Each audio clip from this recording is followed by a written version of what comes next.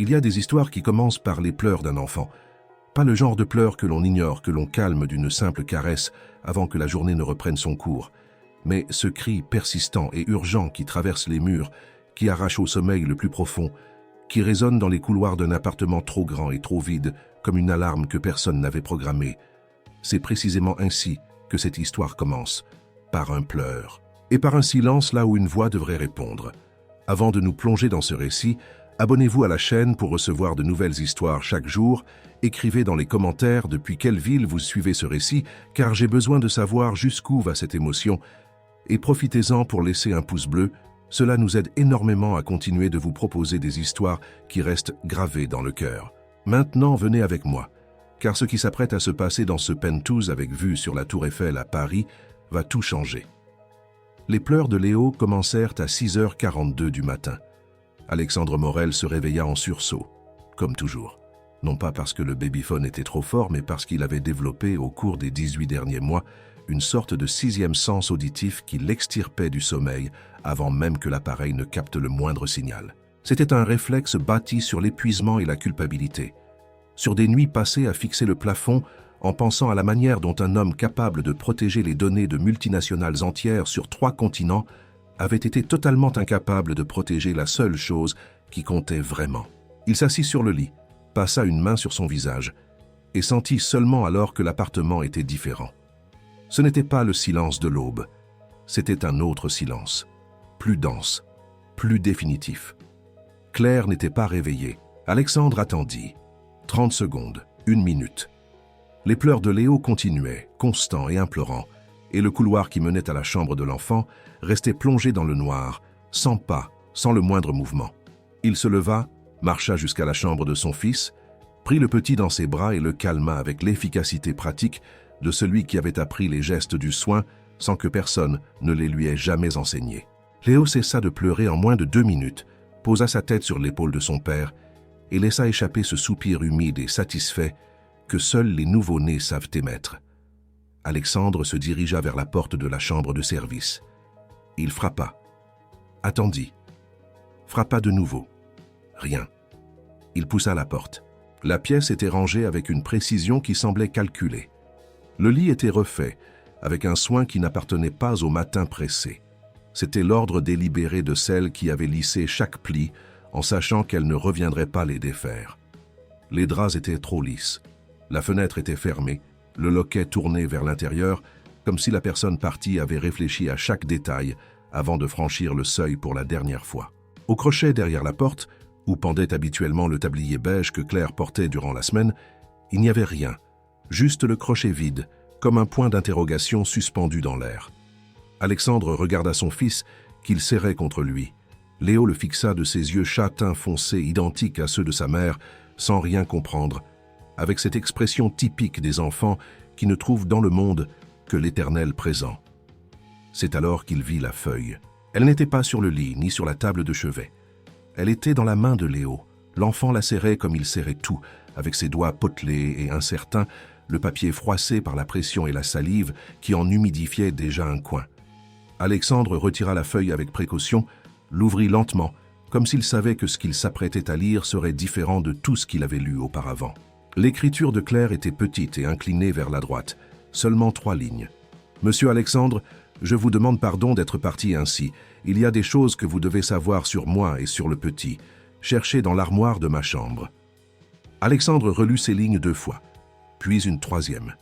Le papier tremblait légèrement entre ses doigts, non pas à cause d'un vent inexistant, mais parce que sa propre main s'était mise à trembler sans qu'il ne lui en donne l'ordre. Léo tira sur sa chemise avec ses petites mains, balbutiant quelque chose qui ressemblait à une version déformée et adorable d'un nom qu'Alexandre avait entendu prononcer des centaines de fois ces 8 derniers mois. L'appartement de 400 mètres carrés n'avait jamais semblé aussi silencieux. Pour comprendre la signification de cette lettre et ce qui s'apprêtait à s'effondrer, il fallait remonter le temps. Pas de beaucoup, juste assez pour comprendre comment Alexandre Morel en était arrivé à ce vendredi matin, sans avoir dormi, sans avoir mangé, avec pour seul bagage un enfant et un papier froissé entre les mains. 16 mois plus tôt, un mardi de mars avait tout bouleversé. Hélène était entrée en travail à la 21e semaine d'une grossesse qui, jusque-là, s'était déroulée sans encombre. Les examens étaient normaux, l'obstétricien affichait un optimisme serein et la chambre du bébé était presque prête. Ce qui avait commencé comme une simple douleur attribuée à la fatigue d'une semaine intense s'était terminé, 48 heures plus tard, par un diagnostic que les médecins répétaient avec ce jargon technique servant à nommer l'innommable. Une complication invisible aux examens. Improbable, disait-il. Rare, répétait-il, mais réel, absolument réel. Léo était né vigoureux, ses poumons fonctionnant parfaitement malgré l'urgence. Hélène, elle, était restée avec eux 3 mois de plus, le temps de voir son fils sourire pour la première fois, de serrer sa petite main, de dire à son mari, lors d'une nuit où l'hôpital était plongé dans le calme et les lumières tamisées, qu'il y arriverait. Que Léo serait heureux, qu'Alexandre devait y croire par-dessus tout. Après son départ, l'appartement devint vaste d'une manière qu'il n'avait pas prévue. Ce n'était pas le silence en soi. Alexandre avait toujours cultivé le calme. C'était la qualité différente de ce silence. Celui qui vous rappelle qu'avant, il y avait du bruit, et que ce bruit vous manque comme l'oxygène. Les premières semaines avec Léo furent l'expérience la plus déstabilisante pour cet homme qui avait bâti un empire à partir de rien dès ses 26 ans. Lui qui négociait des contrats en 3 langues simultanément, qui dormait 4 heures par nuit sans jamais perdre le fil d'une conversation, se retrouvait désarmé. Un nourrisson de 3 mois s'était révélé plus imprévisible que n'importe quel système informatique qu'il avait jamais protégé. Léo n'avait pas d'horaire logique. Il ne répondait pas aux arguments. Il n'acceptait aucune renégociation. Il pleurait à 3 heures du matin pour des raisons qu'aucune application de parentalité ne parvenait à décoder. Et la seule chose qui l'apaisait était un contact physique constant qu'Alexandre dut apprendre sur le tas, sans manuel d'instruction. L'entreprise exigeait son attention. Les clients ne savaient pas et ne devaient pas savoir que le PDG avait perdu sa femme depuis moins de 2 mois. Les réunions étaient déplacées, déléguées, menées par un Alexandre assis en bout de table, les yeux creusés mais la voix ferme, car c'était la seule chose qu'il parvenait encore à contrôler. Son ton, son visage, l'apparence que tout était sous maîtrise. Les nourrices, en revanche, échappaient totalement à son contrôle. La première ne tint que 11 jours. Elle était jeune, croulait sous les recommandations et était arrivée avec un répertoire de déclarations sur l'amour des enfants qu'Alexandre avait écouté avec la patience qu'il réservait à un vendeur insistant. Le 11e jour, elle demanda un entretien formel. S'asseyant à la table de la salle à manger, elle croisa les mains et énuméra avec une objectivité qu'il faillit admirer les raisons pour lesquelles la charge de travail était incompatible avec leurs accords. Léo pleurait trop, les horaires étaient insensés, les responsabilités excessives. Alexandre écouta jusqu'au bout, hocha la tête en silence à la moitié des plaintes et signa le chèque de solde de tout compte sans ciller. La deuxième arriva avec des références impeccables et repartit avec les bijoux d'Hélène. Pas tout de suite, ce fut une érosion graduelle qu'Alexandre ne remarqua que lorsqu'il alla dans la chambre chercher un bracelet qu'il voulait conserver pour Léo. L'écrin était à sa place. Le bracelet, non. Alexandre appela la police sans drame, récupéra une partie des pièces via le commissariat et s'octroya une journée entière de colère silencieuse avant d'en chercher une 3e. La 3e resta 6 semaines, mais ne créa jamais de véritable lien avec Léo. Il n'y avait rien de mal en elle. Elle était compétente, ponctuelle, suivait les routines à la lettre. Mais Léo ne lui répondait pas. Il ne tendait pas les bras quand elle s'approchait. Il ne souriait pas avec cette ouverture totale que les enfants réservent aux personnes en qui ils ont confiance. C'était une présence efficace et glaciale. Un après-midi, en l'observant à travers la caméra du moniteur alors qu'il était en réunion, Alexandre se rendit compte que son fils semblait plus seul avec elle que lorsqu'il était avec son père. Ce fut Julie Ferrand qui lui souffla le nom de Claire Valandré. Julie travaillait avec Alexandre depuis 7 ans et connaissait ses limites opérationnelles mieux que lui-même. Un matin où Alexandre arriva au bureau avec Léo dans les bras parce que la 3e nourrice avait fait faux bond sans prévenir, elle l'accueillit sur le pas de la porte avec une expression mêlant inquiétude sincère et détermination pratique. Elle lui dit qu'elle connaissait quelqu'un, pas une recommandation d'agence mais une femme véritable, avec qui elle était en contact, aux références vérifiées personnellement. Infirmière pédiatrique. Elle venait de province, de Nice. Elle avait de l'expérience en réanimation néonatale et un curriculum qui faisait passer les précédentes pour des dilettantes. Alexandre l'interrogea le lendemain, dans l'appartement. Léo dans les bras et la posture de celui qui a appris à ne plus se fier aux premières impressions professionnelles. Claire Valandré avait 29 ans et une manière d'entrer dans une pièce qu'il ne parvint pas à classer immédiatement. Ce n'était pas de la timidité. Il y avait quelque chose de délibéré dans son maintien, comme si elle avait appris à occuper exactement l'espace nécessaire et rien de plus. Les cheveux noirs attachés, des yeux sombres cachant quelque chose qu'Alexandre ne sut nommer sur le moment. Elle répondit aux questions avec précision, demanda à voir la routine de Léo, inspecta la chambre avec une attention professionnelle, posa 3 questions sur l'alimentation de l'enfant qui révélaient une compétence réelle. Quand Léo, assis sur le tapis entre eux, roula vers elle et attrapa son pantalon de ses petites mains, elle se mit à son niveau avec une justesse qui ne semblait pas jouer. Elle était simplement là, présente. Alexandre l'embaucha le jour même. Les débuts furent différents de tout ce qu'il avait connu. Claire établit avec Léo une harmonie que l'enfant sembla accepter comme s'il l'attendait depuis toujours.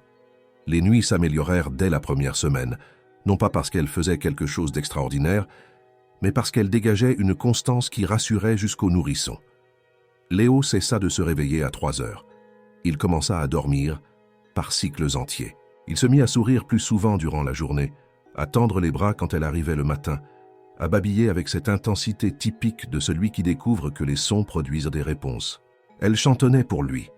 Alexandre l'entendait parfois depuis le couloir, des mélodies basses et douces, des chansons qu'il ne reconnaissait pas, qui sonnaient comme un entre-deux entre une berceuse et une promesse. Elle cuisinait les purées avec une attention qui dépassait le protocole, choisissant des ingrédients biologiques, notant sur un carnet les réactions de Léo à chaque nouvelle saveur. Elle laissait des notes quotidiennes sur le déroulement de la journée. Pas de simples rapports, mais des descriptions vivantes.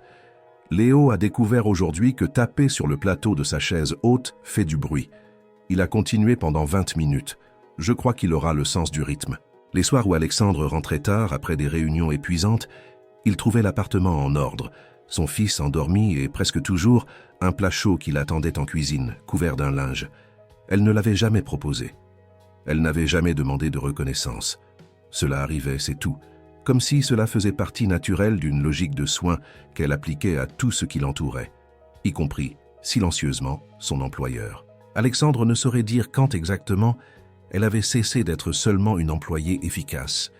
Peut-être fût-ce cette nuit-là, pour l'anniversaire de la disparition d'Hélène, le genre de date que personne ne marque sur le calendrier, mais que le corps reconnaît des semaines à l'avance, portant un poids qui se fait plus dense à mesure que le jour approche.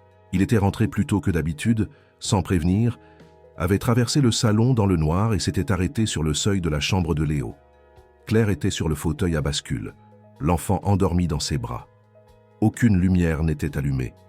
Seule la lueur diffuse de la veilleuse à projection dessinait des constellations lentes au plafond.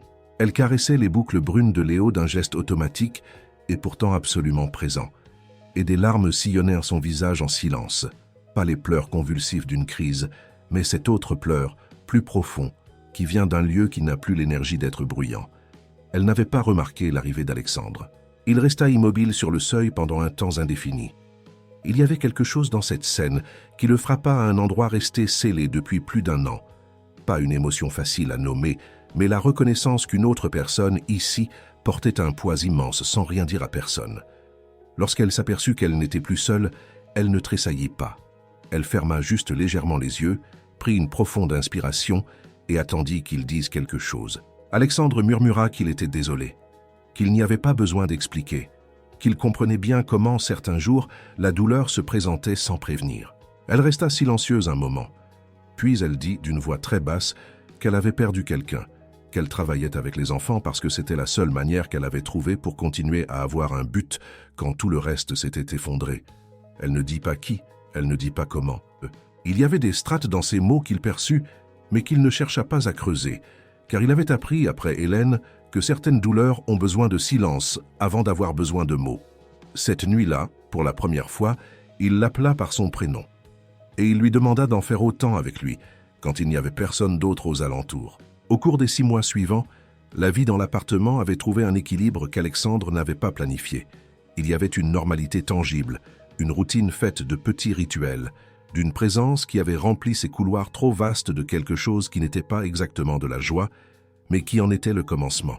Léo grandissait avec une assurance que le pédiatre avait notée lors des dernières visites. Alexandre avait retrouvé la capacité de dormir, de rentrer chez lui sans se rocher sur la poitrine qu'il avait écrasé les premiers mois. Il y avait des jours où il riait en lisant les descriptions que Claire laissait sur les découvertes de Léo.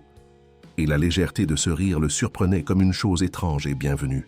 Elle, pourtant, restait une énigme soigneusement gardée. Aucune famille mentionnée, aucune ville d'origine au-delà du nom formel sur le CV, aucun passé raconté au-delà de ce fragment de nuit dans la chambre. Ses jours de repos, elle les passait presque sans sortir. Parfois, Alexandre la trouvait en fin d'après-midi, assise sur le balcon avec un livre, occupée à fixer l'horizon de la ville plus que les pages, avec cette expression de celle qui habite ailleurs. Il avait appris à ne pas demander au-delà de ce qu'elle offrait spontanément.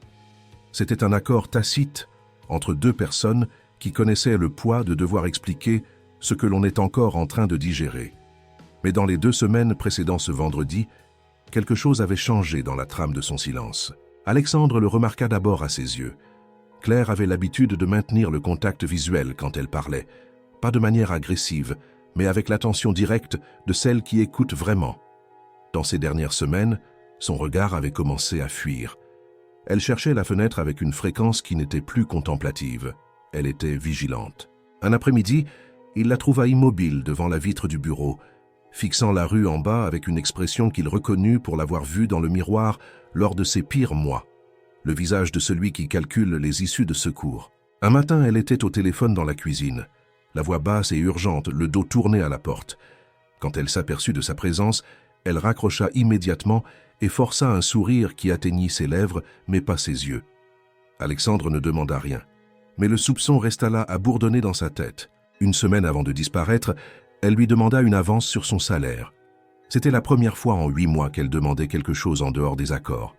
Alexandre ouvrit l'application de sa banque sans hésiter et fit le virement en moins de 2 minutes, car il avait appris que si Claire demandait, c'était qu'elle en avait vraiment besoin. Mais l'inquiétude qui avait commencé dans les yeux de la jeune femme avait maintenant atteint la poitrine d'Alexandre. Et cette nuit-là, il dormit mal, sans parvenir à nommer la raison de son malaise. Le soir précédant la disparition, elle avait cuisiné une blanquette de veau à l'ancienne. Alexandre sentit que quelque chose était différent avant même de s'asseoir à table. Pas pour le plat en soi, mais pour la manière dont elle était restée en cuisine pendant qu'il mangeait, ce qui n'était pas son habitude. D'ordinaire, elle dînait tôt avec Léo, puis se retirait. Ce soir-là, elle resta là, le torchon entre les mains, rangeant des choses déjà rangées, habitant cet espace avec une nervosité contenue qu'il percevait comme la pression atmosphérique avant un orage. Lorsqu'il lui demanda si tout allait bien, elle lui tournait le dos. Elle mit une seconde de trop à répondre que oui. Quand elle se retourna, il vit, fugacement, avant qu'elle ne recompose son expression, quelque chose qui le frappa à l'estomac plus fort que n'importe quel mot. C'était de la peur. Pas la peur d'une situation précise, c'était la terreur de celle qui se trouve devant une décision dont on ne revient pas. Elle monta dans sa chambre tôt, prétextant un mal de crâne auquel il ne crut pas tout à fait. Vers minuit, Alexandre était encore éveillé. Il entendit, à travers la cloison fine entre les pièces, sa voix au téléphone, tendue, brisée, avec ce ton de celle qui cherche à être silencieuse et n'y parvient plus. Les mots qui lui parvinrent furent peu nombreux, mais nets. « Je n'ai pas le choix. Il ne peut pas le découvrir comme ça. J'ai besoin de plus de temps. » Alexandre resta immobile dans le noir de sa chambre. Il chercha à donner un sens à ses paroles, mais aucune combinaison ne semblait logique. Découvrir quoi? Qui était ce « il » ? Quel choix n'y avait-il pas?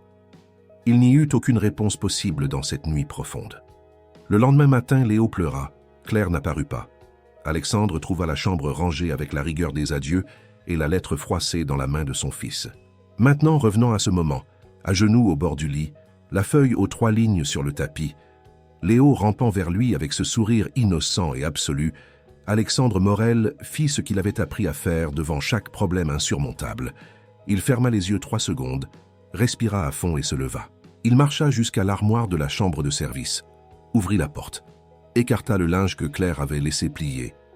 Pourquoi avait-elle laissé des vêtements? Et chercha sur l'étagère du haut avec sa main jusqu'à trouver ce qu'elle avait indiqué. C'était une boîte à chaussures, simple, neutre, sans inscription à l'extérieur. Alexandre la posa sur le lit, s'assit à côté de Léo qui l'avait rejoint et lui tirait le pantalon avec insistance et ouvrit le couvercle. Ce qu'il y avait dans cette boîte était capable de changer tout ce en quoi il avait cru ces 8 derniers mois. C'étaient des photographies, des dizaines de photos. Léo dormant, la joue écrasée sur le drap. Léo souriant à l'objectif avec de la purée sur le menton. Léo sur le dos sur son tapis d'éveil, les petits bras levés vers quelqu'un hors champ. Léo rampant dans le couloir avec une concentration totale. Des photos prises avec une intimité qui dépassait le simple registre d'une nourrice. Il y avait en elles une attention aux détails, un choix d'angle et de moments qui révélait quelque chose de plus proche de la dévotion que de la documentation. Alexandre les regarda une par une, Léo à ses côtés essayant d'en attraper les bords avec ses doigts, et il sentit le poids de quelque chose qu'il ne parvenait pas encore à nommer complètement. Sous les photos, il y avait des documents.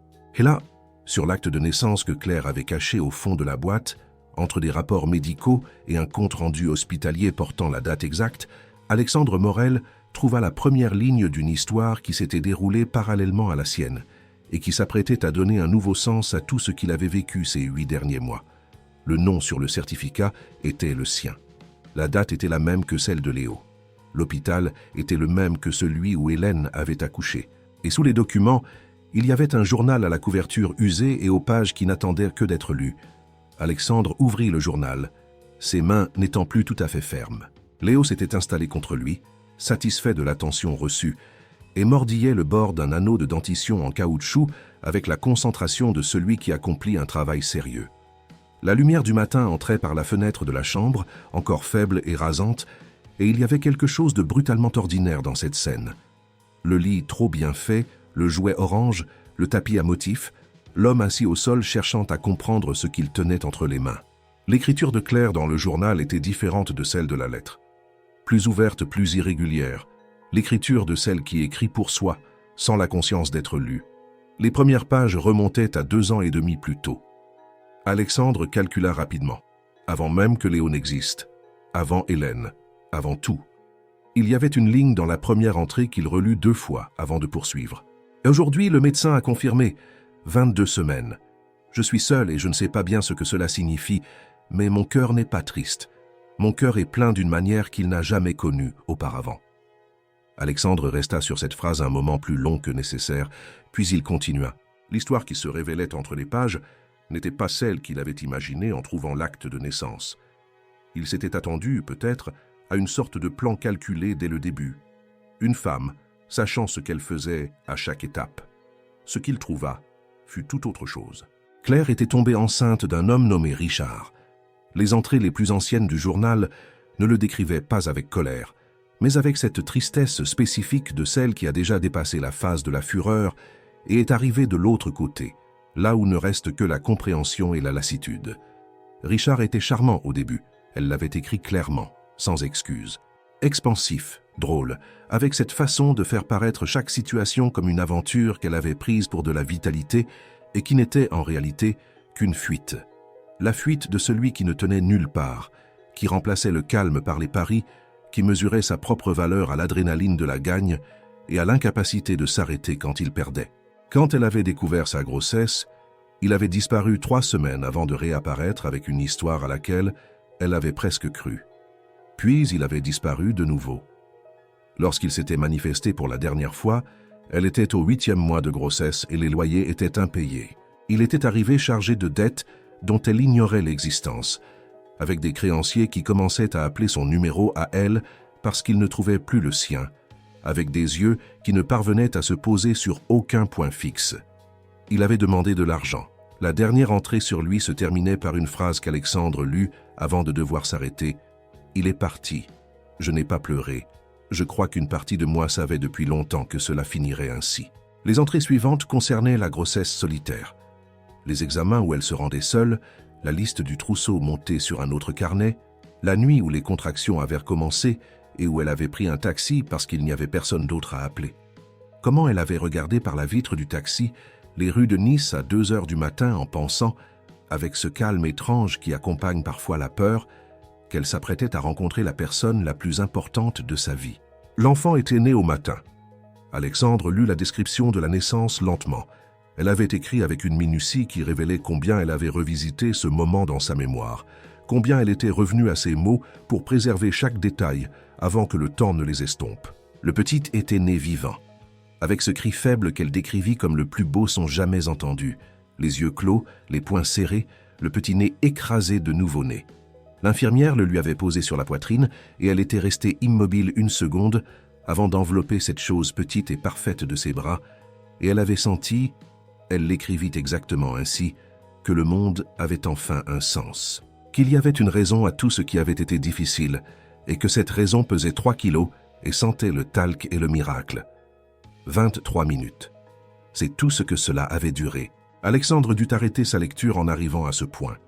Pas par émotion, ou pas seulement, mais parce que la clarté avec laquelle elle avait décrit ces 23 minutes était d'une précision qui faisait mal, qui entrait dans un point de lui qui connaissait, d'une manière différente mais réelle, ce que signifiait perdre quelqu'un dont la vie avait été comptée en minutes. Le syndrome était arrivé sans prévenir. Les pleurs avaient cessé avant qu'elle ne comprenne ce qui se passait. Les médecins étaient entrés avec cette urgence qui veut à la fois sauver et sait déjà qu'elle n'y parviendra pas. Et puis il y avait eu le silence. Pas celui d'avant les pleurs, mais l'autre, le définitif. Elle avait écrit sur cette page une unique phrase sur ce qu'elle ressentait après. « Je suis rentrée à la maison les bras vides et la chambre pleine de choses qui ne seront jamais utilisées. » Les semaines suivantes dans le journal étaient laconiques. Brèves. Une ligne ici, une autre là. Alexandre les lut avec l'attention de celui qui devine que l'absence de mots dans un journal est aussi éloquente que les mots eux-mêmes. Il y avait des entrées qui n'étaient que des dates, sans rien d'écrit. L'une disait seulement « J'ai réussi à me lever ». Une autre « Je suis allé au marché. J'ai acheté du riz. Je suis revenu. » Et puis, 3 semaines après la perte, il y avait une entrée plus longue. Alexandre la lut avec son fils dans les bras. Léo avait grimpé sur son ventre avec sa détermination habituelle et s'était arrêté là, satisfait. Et il y avait une cruauté subtile dans la scène, l'enfant qui existait, confortable et vivant, tandis que les mots sur la page décrivaient l'enfant qui n'avait pas existé assez longtemps. Dans cette page, Claire avait écrit être retournée à l'hôpital. Pas de manière planifiée, ou du moins c'est ainsi qu'elle le décrivait. Elle passait par là, elle était entrée, elle avait marché dans les couloirs avec cet automatisme de celle qui ne sait pas encore bien comment habiter son propre corps. Et elle était arrivée au couloir de la nurserie. À travers la vitre, il y avait un enfant avec des boucles brunes qui commençaient à pousser et un visage qu'elle décrivit comme le visage d'un ange qui ne sait pas encore qui l'est. L'étiquette sur le berceau portait le nom, et la date de naissance était la même que celle de son propre enfant. Même jour, même hôpital. 2 enfants arrivés au monde au même endroit, au même moment. L'un qui était resté, l'autre qui était parti. Alexandre tourna la page, ses doigts lui semblant pesants. Elle était revenue les jours suivants. Elle avait appris la routine de la nurserie, observé les tours des infirmières. Elle avait demandé, lors d'une des visites, des nouvelles de la famille du petit, et quelqu'un, sans rien soupçonner, lui avait raconté ce que l'on savait dans le service, que la mère était décédée après l'accouchement, que le père était un entrepreneur resté seul avec le nouveau-né et qu'il cherchait désespérément quelqu'un de confiance pour s'occuper de lui. Et puis il y avait une ligne dans le journal qu'Alexandre dut relire 3 fois pour en croire ses yeux. « Et si je pouvais m'occuper de lui, moi ?» Il n'y avait pas de point d'exclamation, pas le ton d'une idée soudaine et excitante. C'était une question écrite avec le calme de celle qui sait que la question est folle, impossible, qu'elle n'aurait même pas dû être formulée, et qui ne parvient pas à s'empêcher de la formuler malgré tout. Les pages suivantes documentèrent le plan. Alexandre lut avec un mélange de sensations qu'il ne parvenait pas à démêler. Il y avait de l'indignation, de la compréhension, une sorte de stupeur devant la construction méticuleuse de quelque chose qui avait mené, ces 8 derniers mois, à la seule constante réelle de sa vie. Elle avait contacté Julie. Pas directement, mais à travers une chaîne de connaissances qu'elle avait mis des semaines à monter. Elle avait présenté des références réelles. Son CV d'infirmière était vrai. Son expérience en néonatologie était vraie. Elle avait caché toute mention de son propre fils. Elle était arrivée à cet entretien avec Alexandre en sachant qui il était, où il vivait et qui était l'enfant qu'il tenait dans ses bras. Et elle avait choisi cet enfant. Léo s'était éloigné du ventre de son père et explorait maintenant un coin de la pièce avec un intérêt renouvelé. Alexandre regarda son fils un long moment avant de continuer sa lecture. Il pensa à toutes les nuits où le petit avait dormi tranquille, à tous les sourires que Claire lui avait arrachés, à toutes les notes décrivant un enfant grandissant avec assurance et joie. L'origine de tout avait été un mensonge. Pourtant, chaque nuit de sommeil, chaque sourire, chaque note avait été absolument réelle. Il y avait encore des pages dans le journal. Alexandre y revint. Les entrées des 8 mois de cohabitation étaient différentes des précédentes. Plus vivantes, plus longue, avec une richesse de détails qui contrastait avec la pauvreté des semaines suivant la perte. Elle avait écrit sur Léo avec cette attention minutieuse qu'Alexandre avait trouvée dans les notes quotidiennes, mais avec une profondeur supplémentaire, avec des strates qu'elle ne mettait pas dans les messages parce qu'elles étaient trop intimes pour une note de travail. Elle avait écrit sur l'odeur de ses cheveux après le bain, sur la manière dont il tendait les bras quand il la voyait le matin, avec cette urgence d'enfant qui n'a pas honte de montrer combien il veut être pris, sur la nuit où elle était restée sur le fauteuil à bascule, avec lui endormi dans ses bras, et où elle avait senti pour la première fois en plus d'1 an qu'elle était exactement là où elle devait être. Et puis 2 semaines avant le jour où Alexandre se trouvait maintenant, il y avait une entrée qui changeait le ton de tout. Il est revenu. 3 mots, sans nom, sans contexte, car pour elle ce n'était pas nécessaire. Richard était réapparu. Les entrées suivantes étaient brèves et tendues. Richard savait où elle était. Il savait pour qui elle travaillait. Il avait accumulé des dettes auprès de prêteurs sur gage connus de la police. Alexandre ne put préciser le montant en lisant, car elle avait seulement écrit « bien plus que ce que je pouvais imaginer ». Et il était arrivé avec la logique tordue de celui qui est assez désespéré pour menacer ce qu'il a autrefois aimé. Il voulait de l'argent. Il n'avait pas écrit comment. Il lui avait laissé entendre la voix. Vol, manipulation, chantage.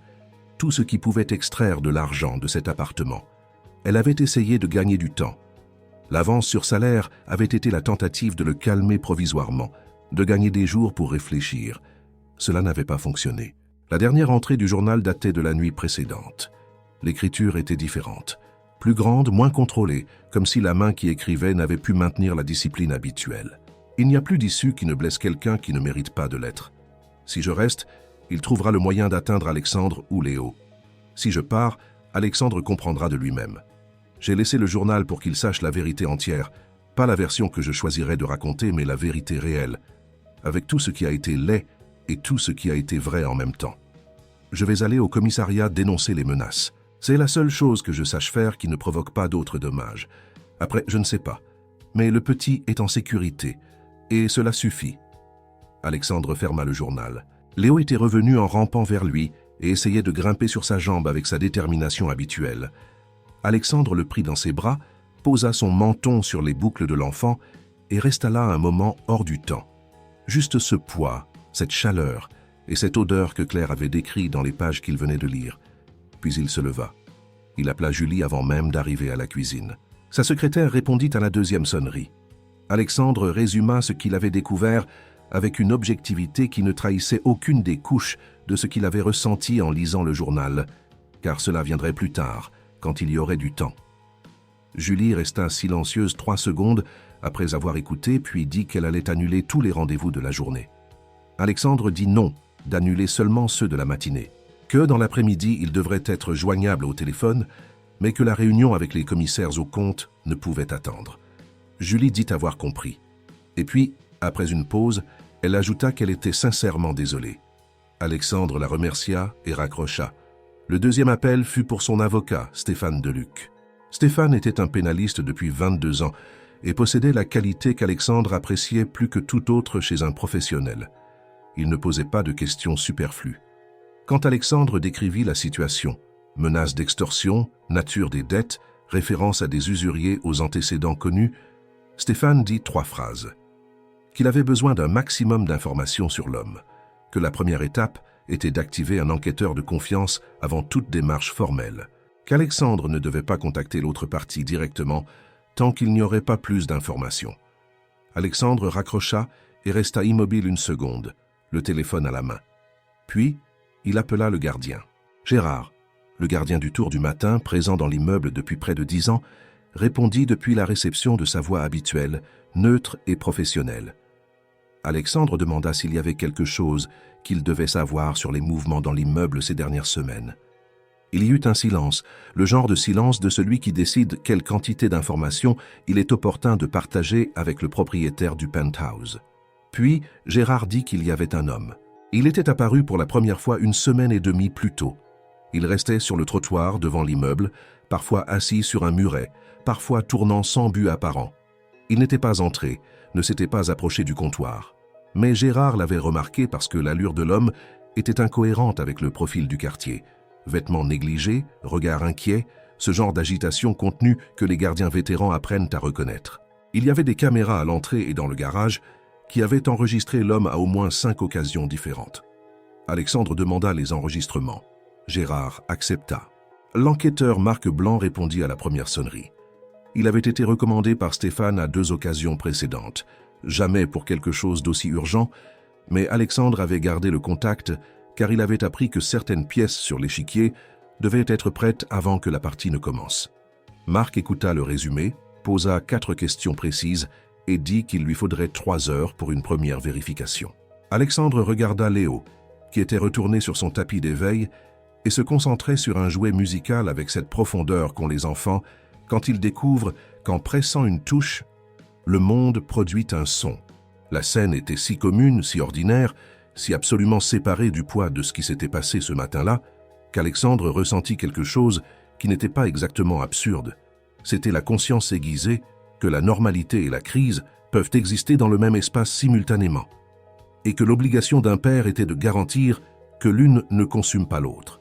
Il appela la voisine de palier, Madame Rose, 72 ans, retraitée, qui s'était occupée de Léo à 2 occasions d'urgence et qui avait fait preuve d'une efficacité rivalisant avec celle de n'importe quelle nourrice professionnelle.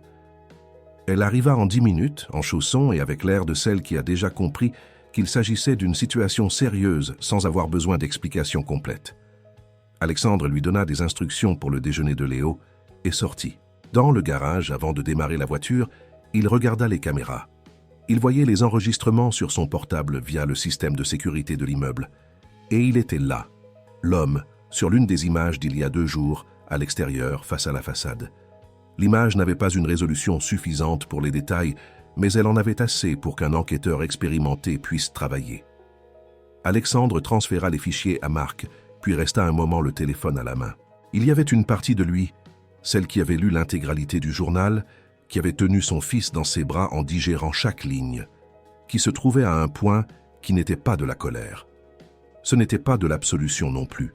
C'était quelque chose de plus complexe, qui reconnaissait à la fois la dimension de ce qui avait été fait et la dimension de ce qui avait été réel dans tout cela. Claire avait planifié son entrée dans cette vie. Elle avait construit une entrée calculée, et puis elle avait aimé l'enfant qu'elle avait trouvé là, avec une intensité dont il n'avait jamais douté une seule seconde durant les 8 mois où il avait observé ses soins. C'étaient 2 choses vraies simultanément. Et Alexandre avait appris, après Hélène, que le monde a une capacité illimitée à présenter 2 vérités opposées sans se soucier de la cohérence que les humains attendent. 3 heures plus tard, Marc Blanc envoya un rapport préliminaire. Alexandre le lut au bureau après sa réunion avec les commissaires, qu'il avait menée avec sa voix habituelle. Son visage habituel, cette capacité de compartimentation qu'il avait apprise comme outil de survie et dont il avait eu besoin aujourd'hui plus qu'en toute autre occasion.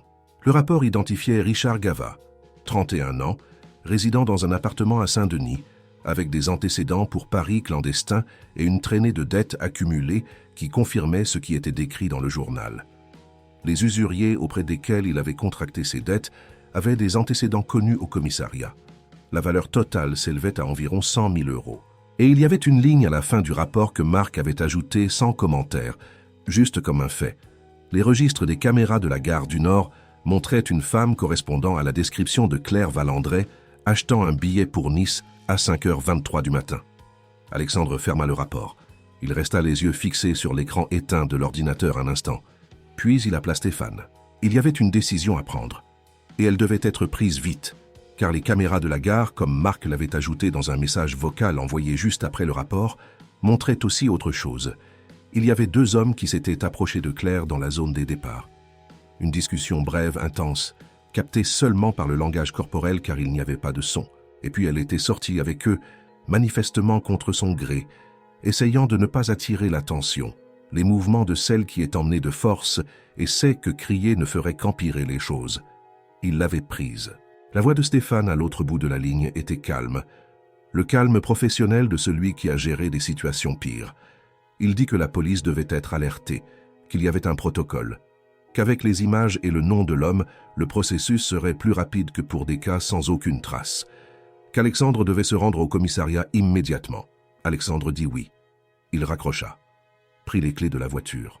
Et puis il resta immobile une seconde au milieu du couloir du bureau, les clés à la main et le rapport sur son portable, pensant à Claire sortant de cet immeuble à 5 heures du matin avec une valise, sachant ce qui l'attendait, ayant choisi de partir pour l'affronter au lieu de continuer à demander du temps.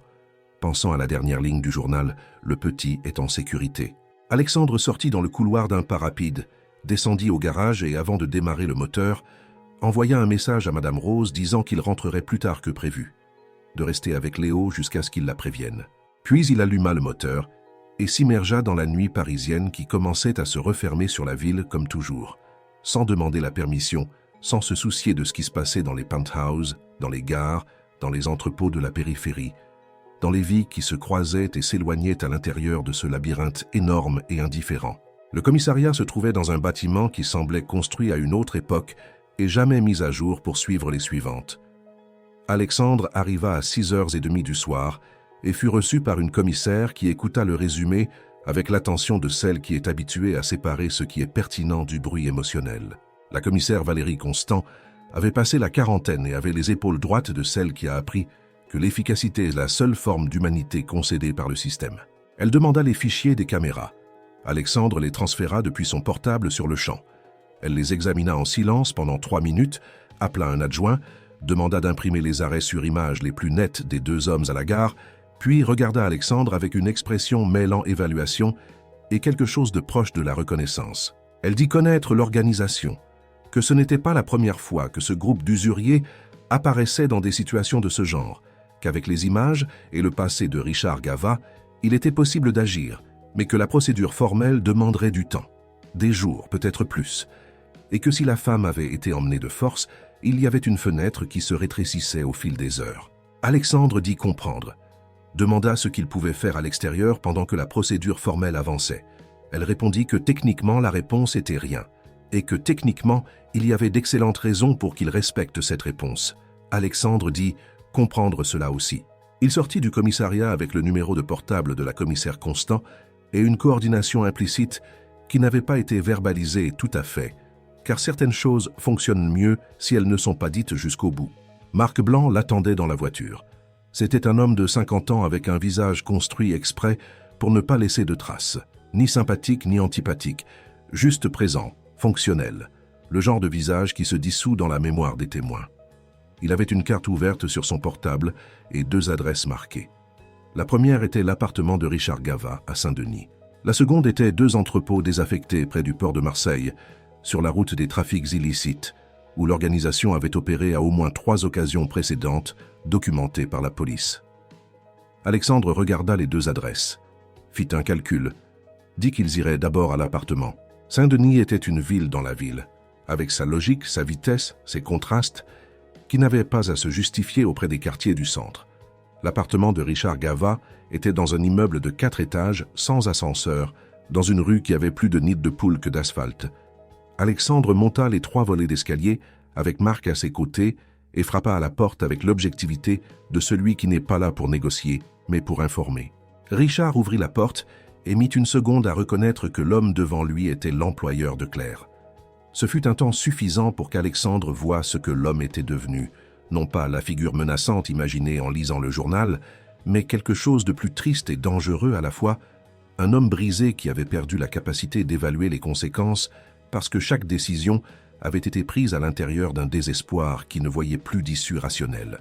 Yeux creusés, allure négligée, les mains avec ce tremblement léger de celui qui ne dort plus depuis des jours. Alexandre n'entra pas dans l'appartement. Il resta sur le seuil et dit ce qu'il avait à dire avec la clarté qu'il avait apprise à utiliser dans les négociations quand il voulait que l'autre partie comprenne exactement le poids de ce qu'elle écoutait.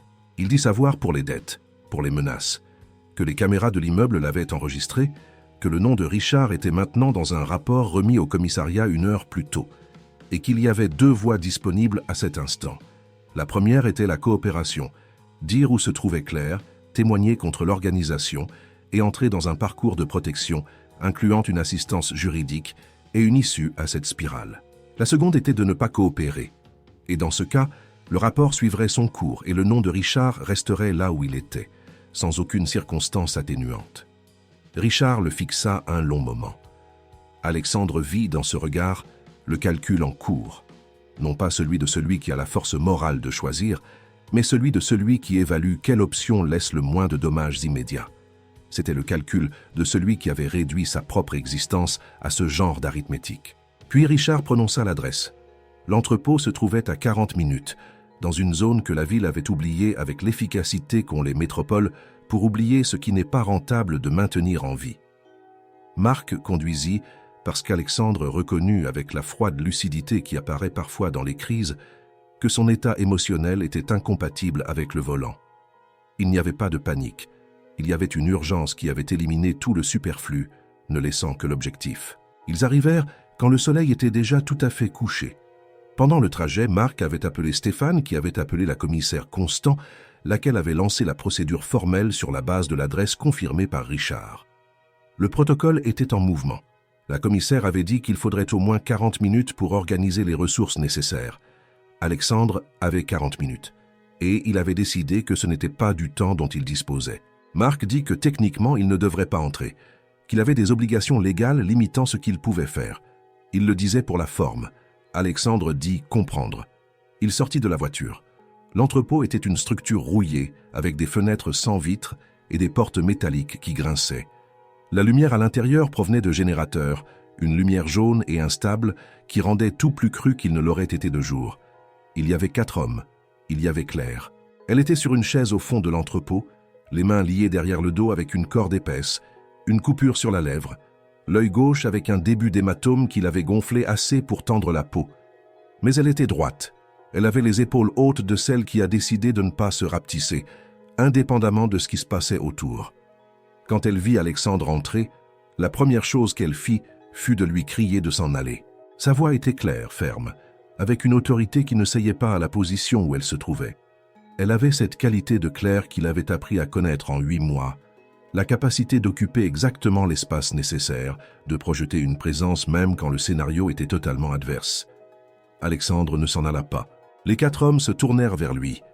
Le plus grand, qui avait la posture de celui qui est habitué à avoir le dernier mot dans un tel environnement, fit un pas en avant et demanda qui il était. Alexandre dit qui il était. Dit connaître la valeur totale des dettes de Richard. Dit que Richard avait coopéré avec la police et que les noms et adresses avaient été remis 40 minutes plus tôt. Dit qu'une opération était en cours et qu'elle arriverait à cet entrepôt en moins de 30 minutes. Il y eut un silence. Puis Alexandre dit qu'il y avait une alternative pour les 30 minutes suivantes, qu'un virement était disponible, la valeur intégrale des dettes de Richard, immédiat, vers n'importe quel compte que l'homme devant lui indiquerait, en échange de Claire sortant en marchant par cette porte. Le chef regarda Alexandre pendant un temps qui dura plus que le confortable. C'était l'évaluation de celui qui mesurait la crédibilité de la menace, la crédibilité de l'offre et la proportion entre ce qu'il avait à gagner et ce qu'il avait à perdre dans les 30 minutes suivantes. Alexandre ne bougea pas un muscle. Il avait appris au fil des années de négociation que le silence après une proposition n'appartient pas à celui qui l'a faite. Il appartient à celui qui doit décider. Interférer dans ce silence signifiait montrer de l'insécurité. Et l'insécurité dans cet entrepôt était une information qu'il ne pouvait se permettre de donner. Claire le fixait du fond. Il y avait quelque chose dans son regard qu'il ne parvint pas à décoder complètement à cet instant, de la colère peut-être, de la peur pour lui, sûrement, et sous les deux, quelque chose de plus silencieux qu'il perçut sans savoir le nommer. Le chef prononça un numéro de compte. Alexandre ouvrit l'application de sa banque, tapota le montant, attendit la confirmation du transfert, puis tourna le portable pour que l'homme puisse voir l'écran. Le chef regarda l'écran, regarda Claire, fit un signe de tête. Quelqu'un derrière elle coupa la corde. Claire se leva de la chaise avec la lenteur de celle qui cartographie son propre corps avant de se fier au mouvement. Elle marcha vers Alexandre avec une démarche claudicante qu'il ne remarqua que lorsqu'elle fut proche, la cheville, probablement depuis la gare. Quand elle arriva à ses côtés, il lui passa un bras autour des épaules d'un mouvement non planifié et elle le laissa faire. Juste une seconde, le temps de redistribuer son poids avant de se redresser de nouveau. Ils sortirent en marchant. Chaque pas sur le ciment fissuré sembla une éternité. Alexandre sentait sa propre respiration, les pas de Claire à côté, le bourdonnement du générateur derrière et rien d'autre. Le monde était réduit à ce couloir de ciment et aux portes métalliques qui se rapprochaient. Quand ils franchirent le seuil et que l'air de la nuit lui frappa le visage, il ressentit quelque chose qu'il ne sut nommer immédiatement, mais que, plus tard, Quand il aurait plus de mots à sa disposition, il reconnaîtrait comme du soulagement. Marc était dehors. Il vit les deux sortir et passa un appel immédiat qu'Alexandre devina être pour Stéphane ou pour la commissaire Constant, ou pour les deux. Alexandre ouvrit la portière de la voiture pour Claire. Elle entra sans dire un mot. Il monta de l'autre côté. Marc alluma le moteur. Tandis que la voiture quittait la zone des entrepôts et s'engageait sur l'autoroute, Alexandre regarda le profil de la jeune femme. La coupure sur la lèvre, le bleu sur l'œil, le regard fixe devant elle. Elle était restée immobile depuis qu'ils étaient remontés. Elle fixait le pare-brise avec cette expression de fermeture totale qu'il avait vue quelquefois dans les 8 mois à l'appartement, mais jamais à ce niveau. C'était le visage de celle qui avait tout mis dans une boîte scellée avec sa dernière énergie, car la laisser ouverte n'était pas une option à cet instant. Après quelques minutes, sans se tourner vers lui, elle murmura qu'il n'aurait pas dû risquer cela, qu'il avait été imprudent, qu'il n'avait pas le droit d'entrer dans cet entrepôt sans la police. Alexandre répondit que la police serait arrivée dans 30 minutes. Elle ne répliqua pas tout de suite. Puis elle dit, avec cette voix qui avait perdu une partie de sa cuirasse, qu'il avait lu le journal. C'était une affirmation, pas une question. Alexandre dit que oui, qu'il avait tout lu. Un autre silence, plus long. Les lumières de l'autoroute défilaient sur le pare-brise en séquence régulière et la ville restait derrière, reconstruisant sa densité des deux côtés de la chaussée. Elle dit, à voix basse, que tout avait commencé de la mauvaise manière, qu'elle était entrée dans cette vie avec un mensonge et qu'il ne pouvait pas faire confiance à quelqu'un capable de faire ce qu'elle avait fait, qu'elle comprenait s'il ne voulait plus jamais la revoir. Alexandre resta silencieux un moment. Puis il demanda de s'arrêter sur le bas-côté. Marc gara la voiture sur une aire de repos vide en bordure d'autoroute, sans poser de questions, avec la discrétion de l'enquêteur expérimenté qui sait quand une conversation a besoin d'espace. Alexandre se tourna vers elle. Claire avait les yeux fixés sur le tableau de bord, les doigts entrelacés sur ses genoux, avec une tension visible. Il dit qu'il y avait eu des jours après Hélène où il regardait son fils et ne voyait qu'un rappel de ce qu'il avait perdu, qu'il y avait eu des mois où l'appartement n'avait été qu'un vide silencieux où deux deuils partageaient l'air sans communiquer, que Léo avait commencé à devenir de la joie, pas seulement de la survie, pas seulement une obligation, à partir d'un moment qu'il avait tardé à reconnaître, mais qu'il parvenait maintenant à nommer. C'était le moment où elle était arrivée. Il dit que l'origine de tout avait été compliquée, qu'il y avait dans le journal des choses qu'il devrait digérer avec calme, mais que l'amour en soi, l'amour qui avait transformé son fils et qui lui avait rendu quelque chose qu'il croyait perdu pour toujours, cet amour-là avait été réel. Il l'avait toujours été. Claire le regarda enfin.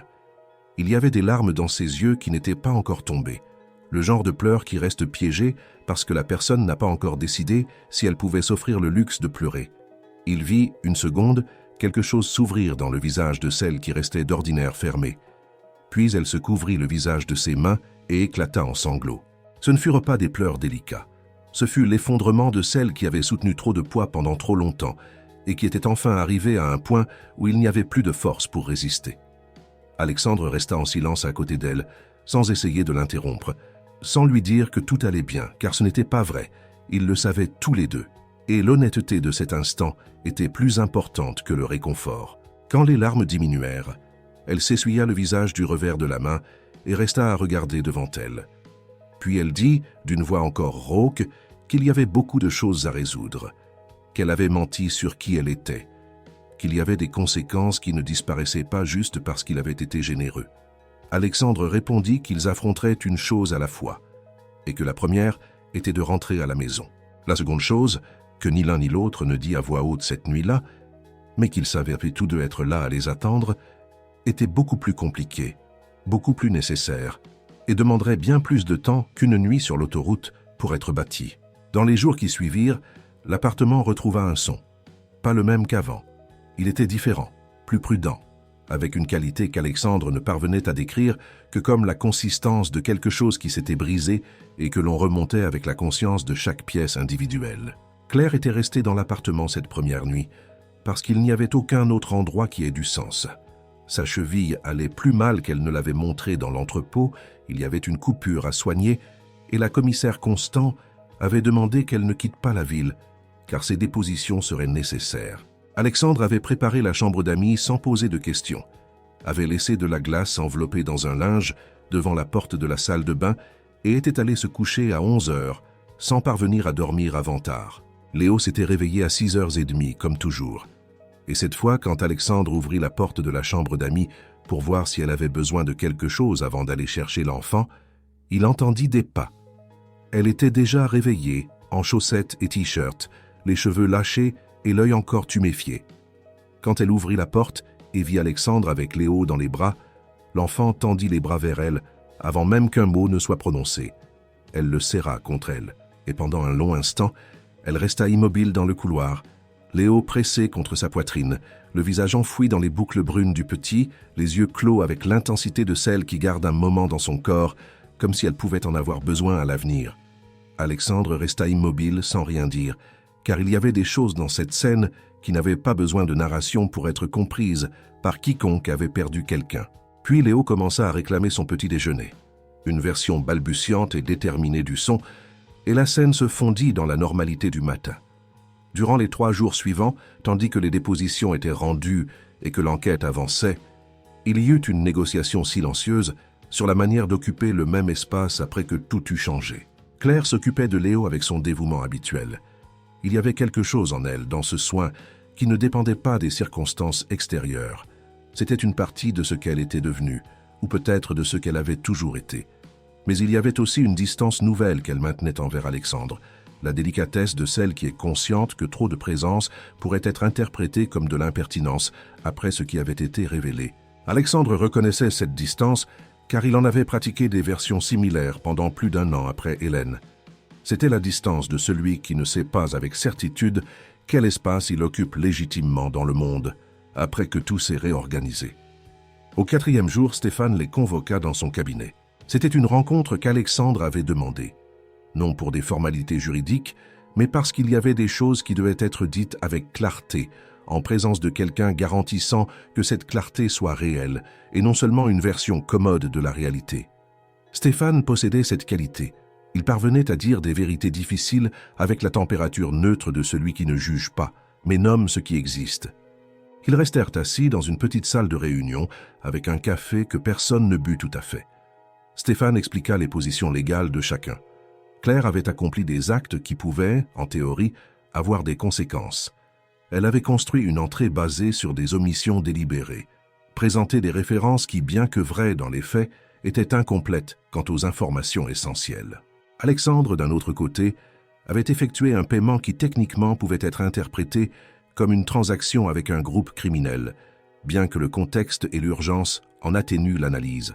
Mais Stéphane ajouta qu'il y avait une 3e dimension à nommer avant tout autre, que ni l'un ni l'autre n'avaient un réel intérêt dans une procédure légale formelle, l'un contre l'autre, et qu'il y avait une énorme différence entre ce qui existait dans la loi et ce qui existait dans la vie, et que les personnes intelligentes confondaient rarement les deux.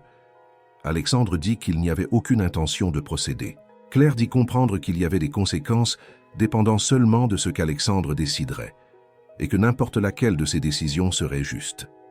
Stéphane conclut qu'alors, la rencontre était arrivée à son seul point réel, ce qu'il voulait qu'il se passe par la suite. Il y eut un silence qui dura plus que de raison pour une salle de réunion. Alexandre regarda Claire, qui fixait ses propres mains sur la table. Il y avait en elle, à cet instant, une vulnérabilité qui n'était pas de la faiblesse. C'était la fragilité de celle qui a mis toutes ses cartes sur table et n'a plus de stratégie, seulement sa propre personne sans armure. Alexandre dit qu'il y avait une clinique à Annecy, au bord du lac. Elle avait été recommandée par un psychiatre de confiance qui avait soigné avec discrétion l'un des cadres de l'entreprise des années auparavant. Elle était spécialisée dans les deuils traumatiques. Il y avait des places disponibles. Il avait vérifié la veille. Claire le regarda. Il précisa qu'il ne le proposait pas comme une condition. Il le proposait parce qu'il avait lu l'intégralité du journal et qu'il y avait des choses là-dedans qui demandaient plus que du simple temps pour être digérées. Qu'elle avait porté ce poids seule depuis le début et que le moment était venu où le porter seul n'était plus nécessaire. Elle resta silencieuse un long moment. Puis elle dit à voix basse avoir essayé une fois. Une psychologue, des mois après la perte. Elle avait renoncé après 3 séances parce qu'il lui avait semblé impossible de mettre en mots ce qu'elle avait à l'intérieur. Stéphane observa que parfois le problème était l'interlocuteur, pas le processus. Alexandre dit que cette fois ce serait différent, qu'il s'occuperait de chaque détail logistique, qu'elle ne devait se soucier de rien d'autre que d'y aller. Claire le fixa avec cette expression qu'il avait appris à reconnaître, ce mélange de réserve et de quelque chose qui voulait traverser la réserve, mais ne savait pas s'il en avait la permission. Puis elle dit qu'elle devait y réfléchir. Il répondit que c'était d'accord, qu'il n'y avait pas d'urgence. Elle rétorqua que l'urgence était là, au contraire, qu'il y avait une chose qu'il devait comprendre d'elle, que lorsqu'elle repoussait des décisions qu'elle savait nécessaires, elle finissait généralement par prendre les pires, et qu'elle essayait d'apprendre à ne plus le faire. Alexandre dit que, dans ce cas, il y avait une voiture disponible pour samedi. Elle dit oui.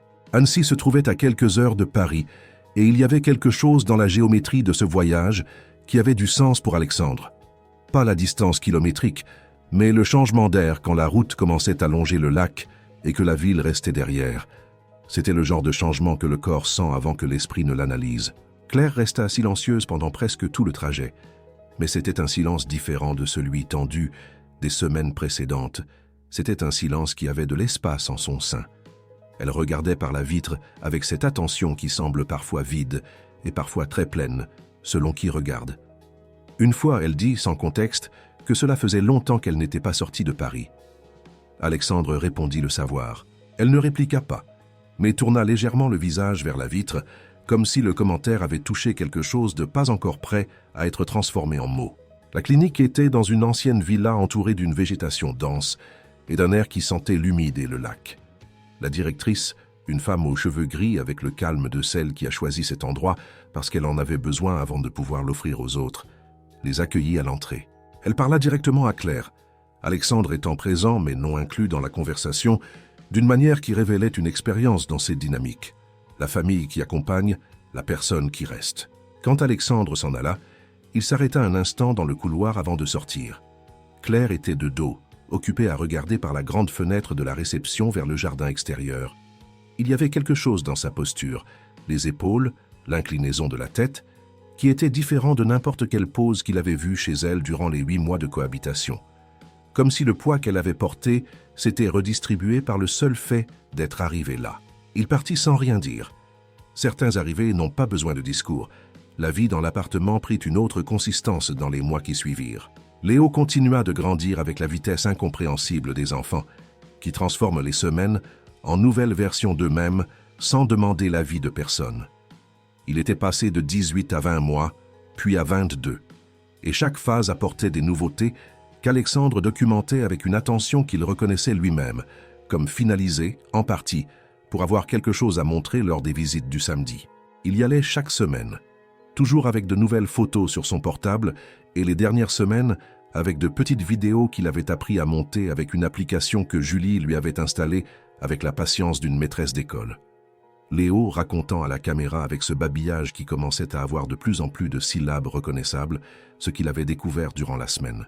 La vidéo du jour où l'enfant avait trouvé son propre reflet dans le miroir du couloir et avait essayé d'embrasser sa propre image avait duré 45 secondes et avait été vue par la directrice de la clinique qui l'avait décrite comme thérapeutique.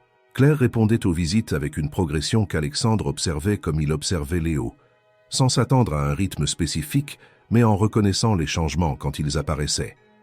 Les premières semaines, elle était restée silencieuse une bonne partie du temps, répondant plus qu'elle n'initiait. Avec le temps, la conversation s'était équilibrée.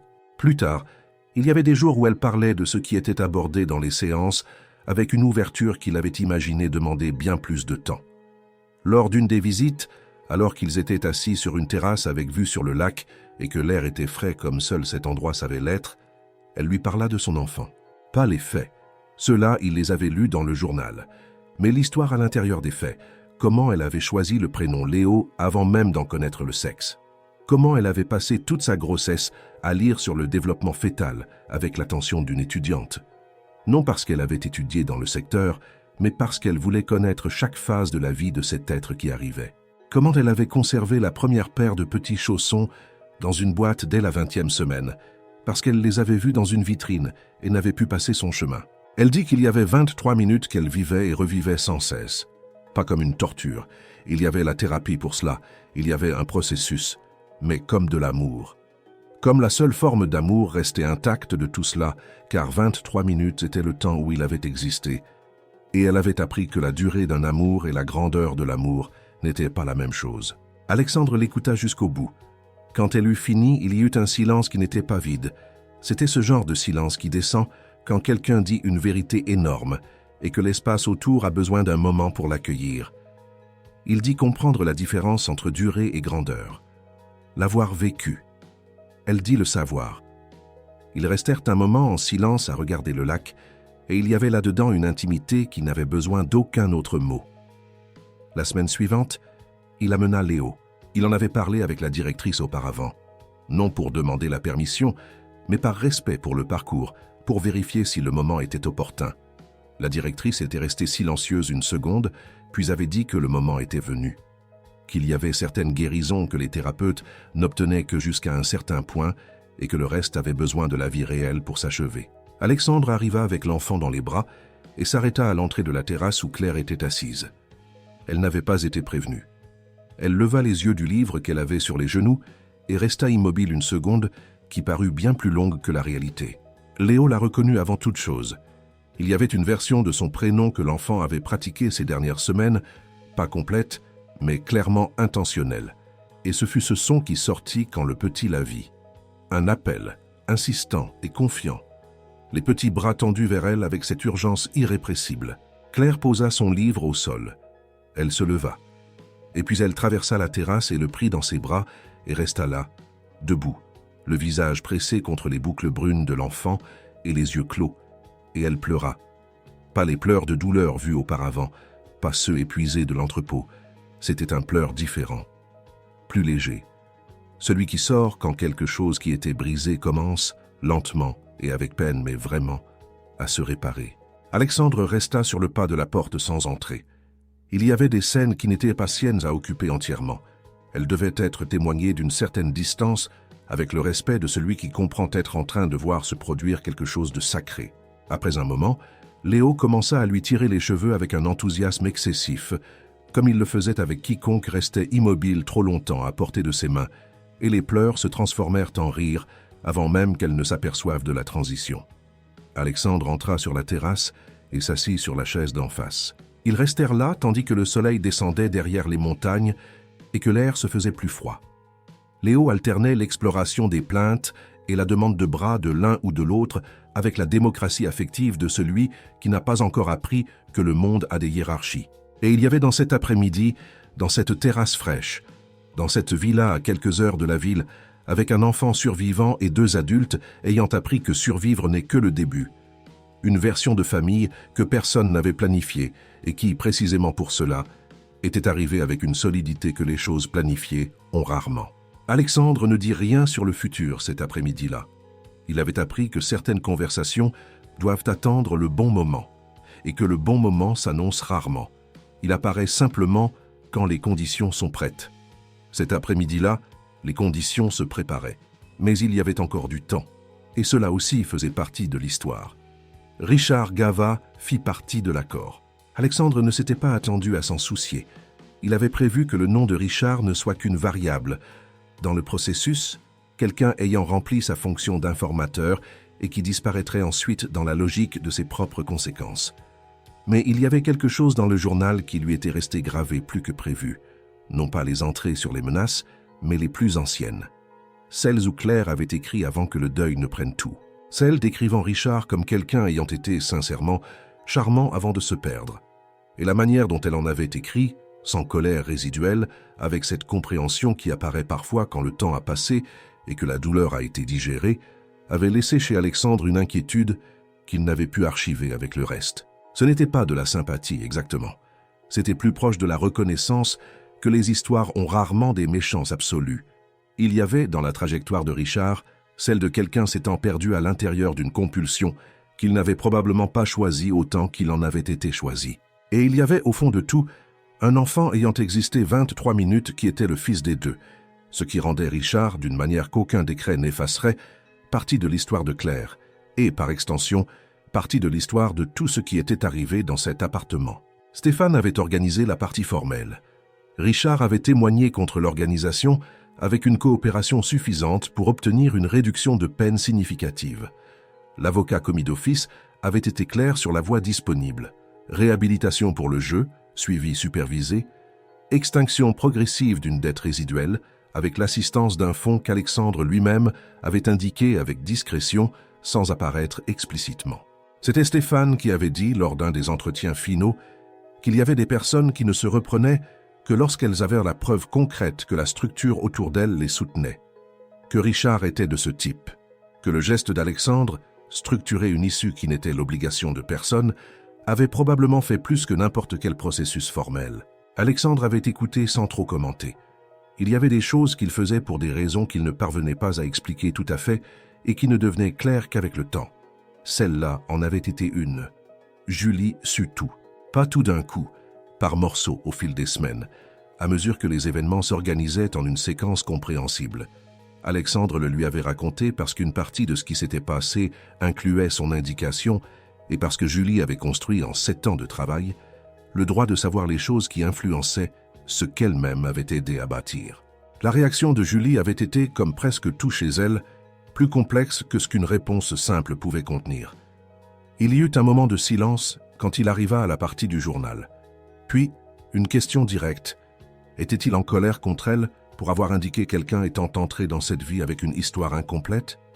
Alexandre dit non, que Julie avait fait ce qu'elle pouvait avec les informations qu'elle avait, que les références de Claire étaient vraies, que la seule chose omise était la raison derrière tout cela, et que cette raison n'était pas quelque chose qu'un processus de sélection conventionnel aurait jamais pu révéler.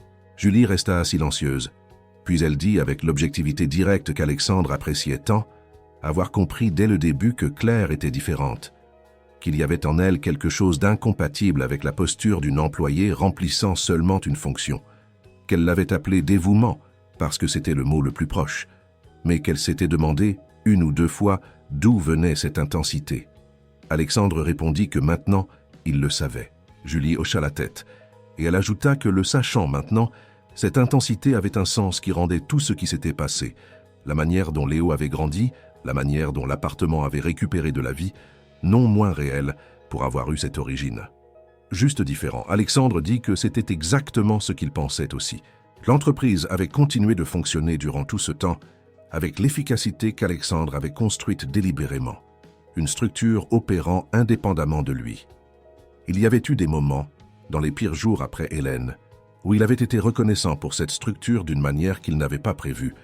L'entreprise avait été l'encre quand tout le reste était devenu flottant. Durant les mois du traitement de Claire à Annecy, Alexandre avait apporté 2 changements que Julie avait notés sans commenter jusqu'à ce qu'il les mentionne. Il avait délégué la gestion de 2 grands clients à l'équipe de directeurs et avait commencé à quitter le bureau systématiquement avant 7 heures du soir.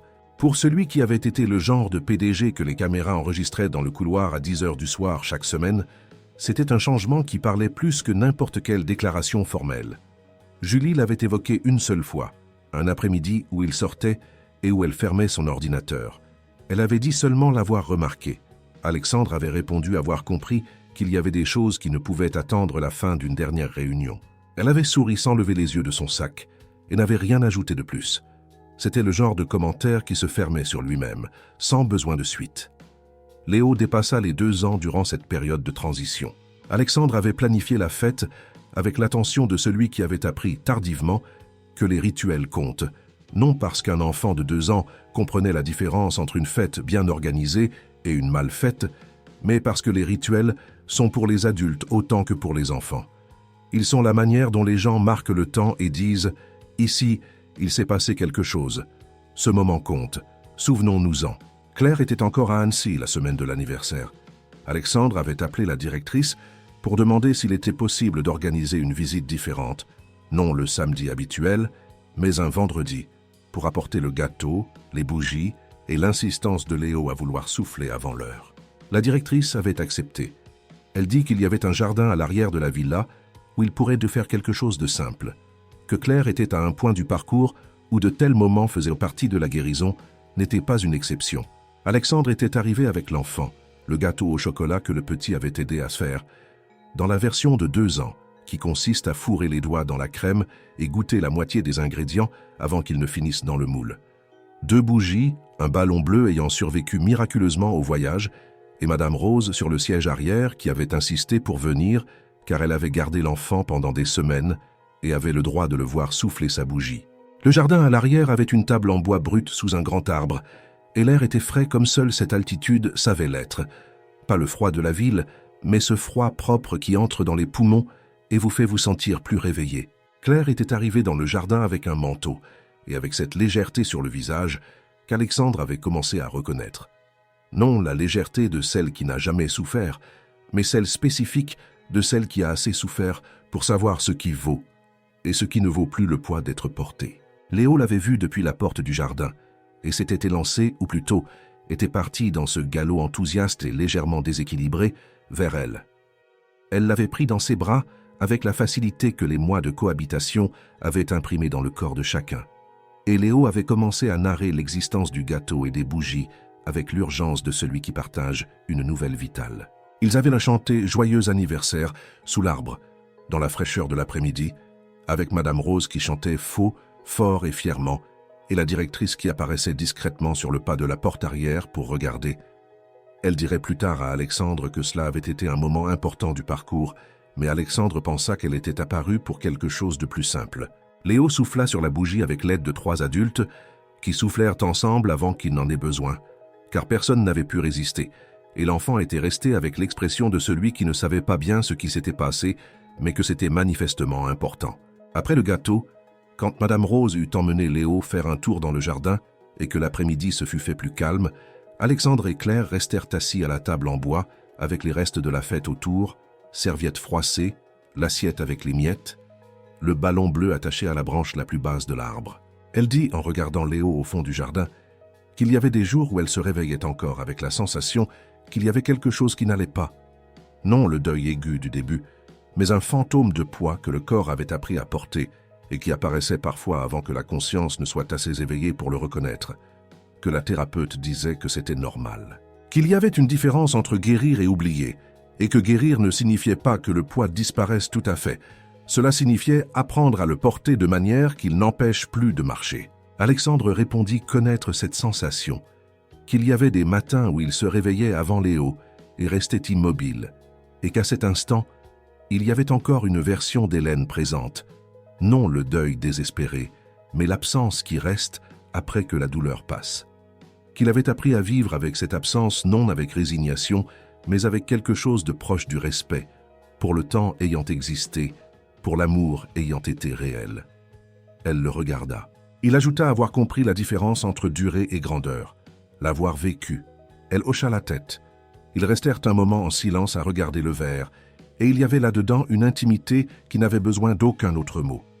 La semaine suivante, elle reçut sa sortie. Claire revint en ville avec une valise plus légère que celle qu'elle avait emportée, non parce qu'elle avait perdu des choses, mais parce qu'elle avait appris qu'une grande partie de ce qu'elle avait mis dedans était un poids qu'elle portait seulement parce qu'elle ne savait pas qu'elle pouvait le laisser aller. Alexandre alla la chercher. Il avait discuté intérieurement pour savoir si c'était approprié. Une partie de lui, entraînée par des années de protocole d'entreprise, voyait la situation comme potentiellement ambiguë. L'autre partie, qui avait passé les derniers mois à lui rendre visite chaque semaine en apprenant à distinguer son silence de bien-être de celui de digestion, considéra la discussion totalement superflue. Il y alla. Elle était à l'entrée de la villa, avec sa valise à côté et son manteau sur le bras quand la voiture arriva. La directrice était sortie pour un bref salut. Elle avait dit quelque chose à voix basse à Claire qui lui avait rendu un sourire puis une étreinte de quelques secondes, le congé de 2 personnes ayant fait un vrai travail ensemble. Alexandre mit la valise dans le coffre. Elle monta en voiture, et le voyage de retour fut différent de celui de l'aller. Cette fois, ils parlèrent, non parce que le silence était inconfortable, mais parce qu'il y avait des choses à dire et qu'ils avaient enfin les mots justes. Elle demanda d'abord des nouvelles de Léo, toujours lui en premier, avec la justesse de celle qui vérifie ce qui compte le plus. Alexandre sortit son portable et elle regarda une vidéo que l'enfant avait enregistrée avec l'aide de Julie durant la semaine. 2 minutes de Léo montrant à la caméra chaque objet de l'appartement en expliquant ce que c'était, avec l'autorité de celui qui présente un inventaire fondamental. Elle la regarda 2 fois avec ce sourire qui apparaissait par couche. Puis elle demanda des nouvelles de l'entreprise, de Julie, des changements d'horaire qu'Alexandre avait évoqués lors d'une des visites. Il y avait en elle une attention aux détails qu'il reconnaissait, l'habitude de suivre les contours de la vie d'autrui avec une présence jamais intrusive mais sincère. C'était l'une des choses chez elle qu'il avait commencé à nommer en lui-même et dont il s'était aperçu qu'elle lui manquait. Alexandre dit que l'entreprise allait bien, qu'il déléguait plus, qu'il avait découvert que certaines choses qu'il croyait nécessiter son attention directe étaient, en réalité, des choses qu'il avait eu besoin de contrôler parce que le contrôle avait été, pendant longtemps, la seule manière qu'il connaissait pour sentir qu'il bâtissait quelque chose de solide, qu'il y avait une meilleure version disponible, qu'il apprenait. Elle observa que c'était l'une des choses les plus difficiles à apprendre. Il dit le savoir, et qu'il y avait une ironie dans tout cela, que l'homme ayant bâti une entreprise de sécurité informatique, dont le travail était d'identifier et de protéger les vulnérabilités, ait passé des années sans reconnaître les siennes propres. Elle rit, pas un rire bruyant, ce genre de petit rire qui sort quand une observation est juste et inopinément cocasse. C'était un son qu'il avait entendu peu de fois durant les 8 mois de cohabitation et qui lui était resté gravé comme certains sons rares dans la mémoire de l'oreille, avec la qualité de ce que l'on reconnaît tout de suite quand cela apparaît. Quand ils arrivèrent à Paris et que le Penthouse devint visible, la terrasse qu'elle avait occupée tant d'après-midi avec un livre qu'elle lisait parfois et tenait seulement en main d'autres fois en regardant la ville, Claire resta silencieuse. Alexandre lui demanda à quoi elle pensait. Elle répondit qu'elle pensait à la manière dont les lieux conservent des versions de nous-mêmes, d'un autre temps, qu'elle était entrée dans cet appartement en étant une personne et qu'elle y revenait en étant une autre, et qu'il y avait une étrangeté là-dedans qui était à la fois inconfortable et nécessaire. Il dit le comprendre au plus profond de lui, qu'il y avait eu des mois où il était entré chez lui, en sentant le poids d'une version de lui rester piégée là après Hélène, que l'étrangeté avait diminué avec le temps, pas tout à fait, mais assez pour que l'appartement puisse de nouveau être habité au lieu d'être seulement supporté. Elle dit qu'il y avait quelque chose de beau là-dedans, que les lieux difficiles où l'on pouvait revenir étaient une forme de continuité que les gens gaspillaient souvent par peur. Alexandre gara la voiture, prit la valise. Ils montèrent en silence. Quand la porte s'ouvrit, Léo était dans le salon avec Madame Rose, et il partit à l'attaque ou au galop, vers Claire avec cette certitude totale qu'ont les enfants envers ceux qui les aiment, qui n'a pas besoin d'être enseigné car ressenti avant tout mot. Elle le prit dans ses bras et resta immobile au milieu de la pièce qu'elle avait quittée des mois plus tôt, avec le petit dans les bras et les yeux parcourant les détails de l'espace, le nouveau coussin sur le canapé, la photo d'eux à Annecy, qu'Alexandre avait posée sur l'étagère, la veilleuse à étoiles déplacée dans le salon pour les après-midi où l'enfant était agité. Madame Rose dit qu'elle s'en allait, mais elle le fit lentement, car elle était le genre de personne qui savoure un beau moment sans avoir besoin d'en être au centre. Plus tard, quand Léo eut dîné et se fut endormi dans les bras de Claire sur le canapé avant d'être porté au lit, les deux adultes restèrent assis dans le salon, l'appartement silencieux autour d'eux. Alexandre avait préparé du thé, une habitude prise à Annecy, où le café après 6 heures était remplacé par des infusions que la directrice décrivait comme faisant partie du processus de ralentissement intentionnel. Claire dit qu'ils devaient parler de ce qui viendrait après. C'était une conversation qu'ils avaient tous deux évitée tacitement, non par peur mais par respect pour le parcours. Il y avait l'entente implicite que certaines choses avaient besoin de temps pour se déposer avant d'être nommées. Mais le temps était passé, et les choses s'étaient assez déposées pour que le contour en soit visible.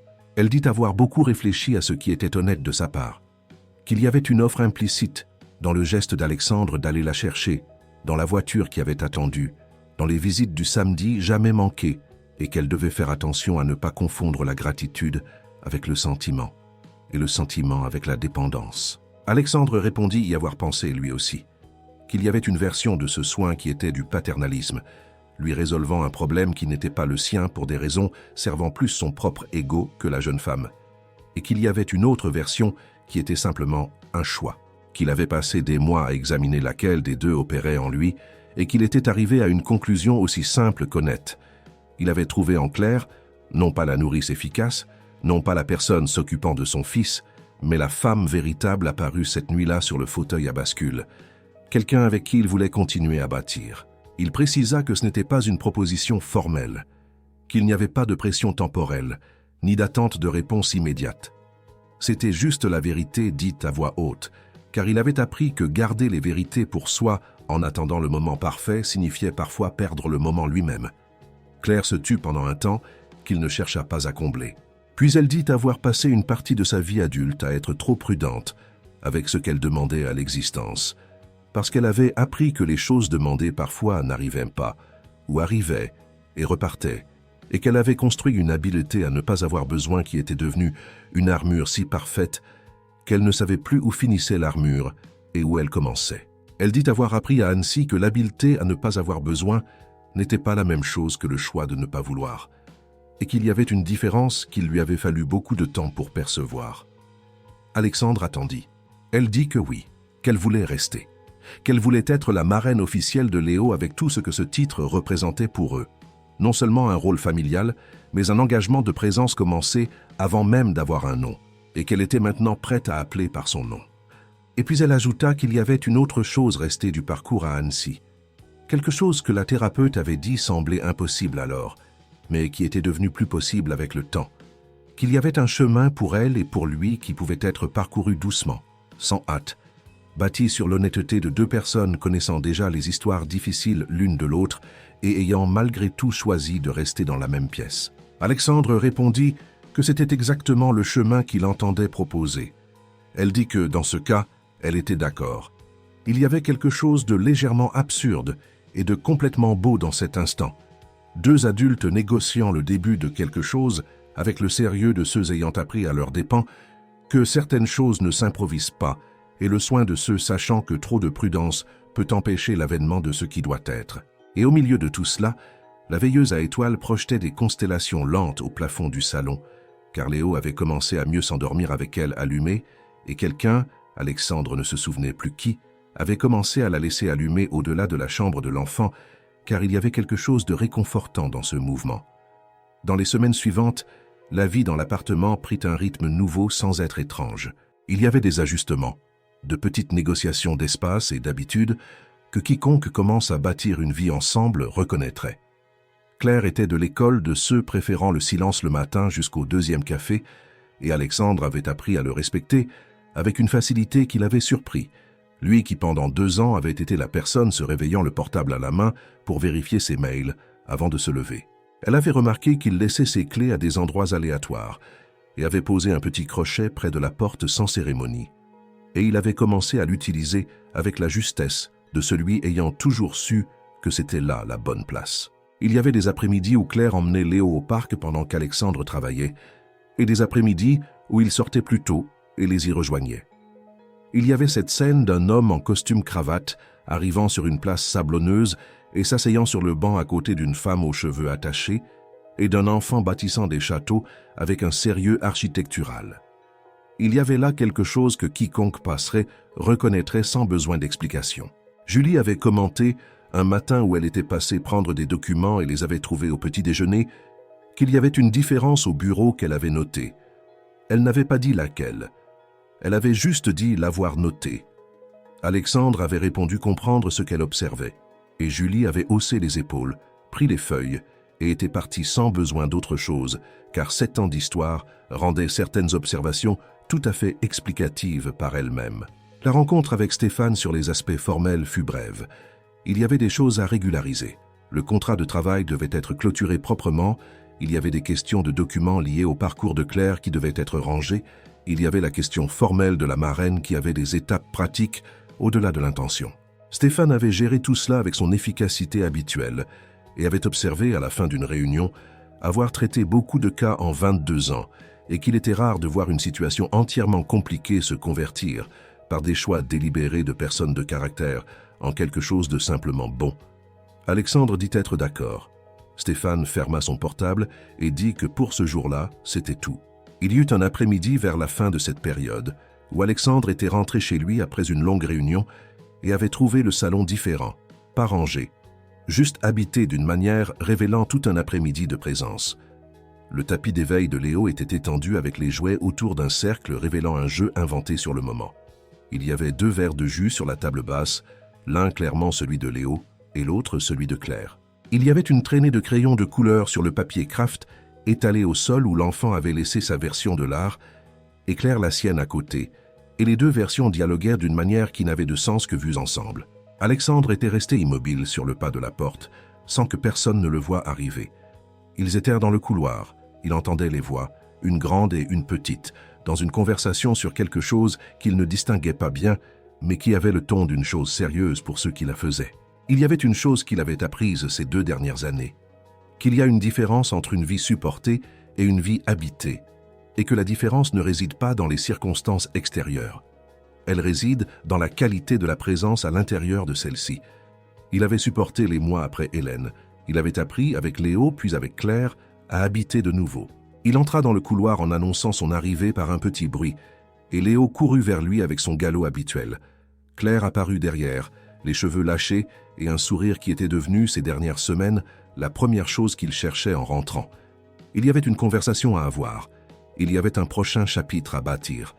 Mais à cet instant, dans le couloir avec son fils dans les bras et les yeux de Claire dans les siens, l'appartement était exactement ce qu'il devait être.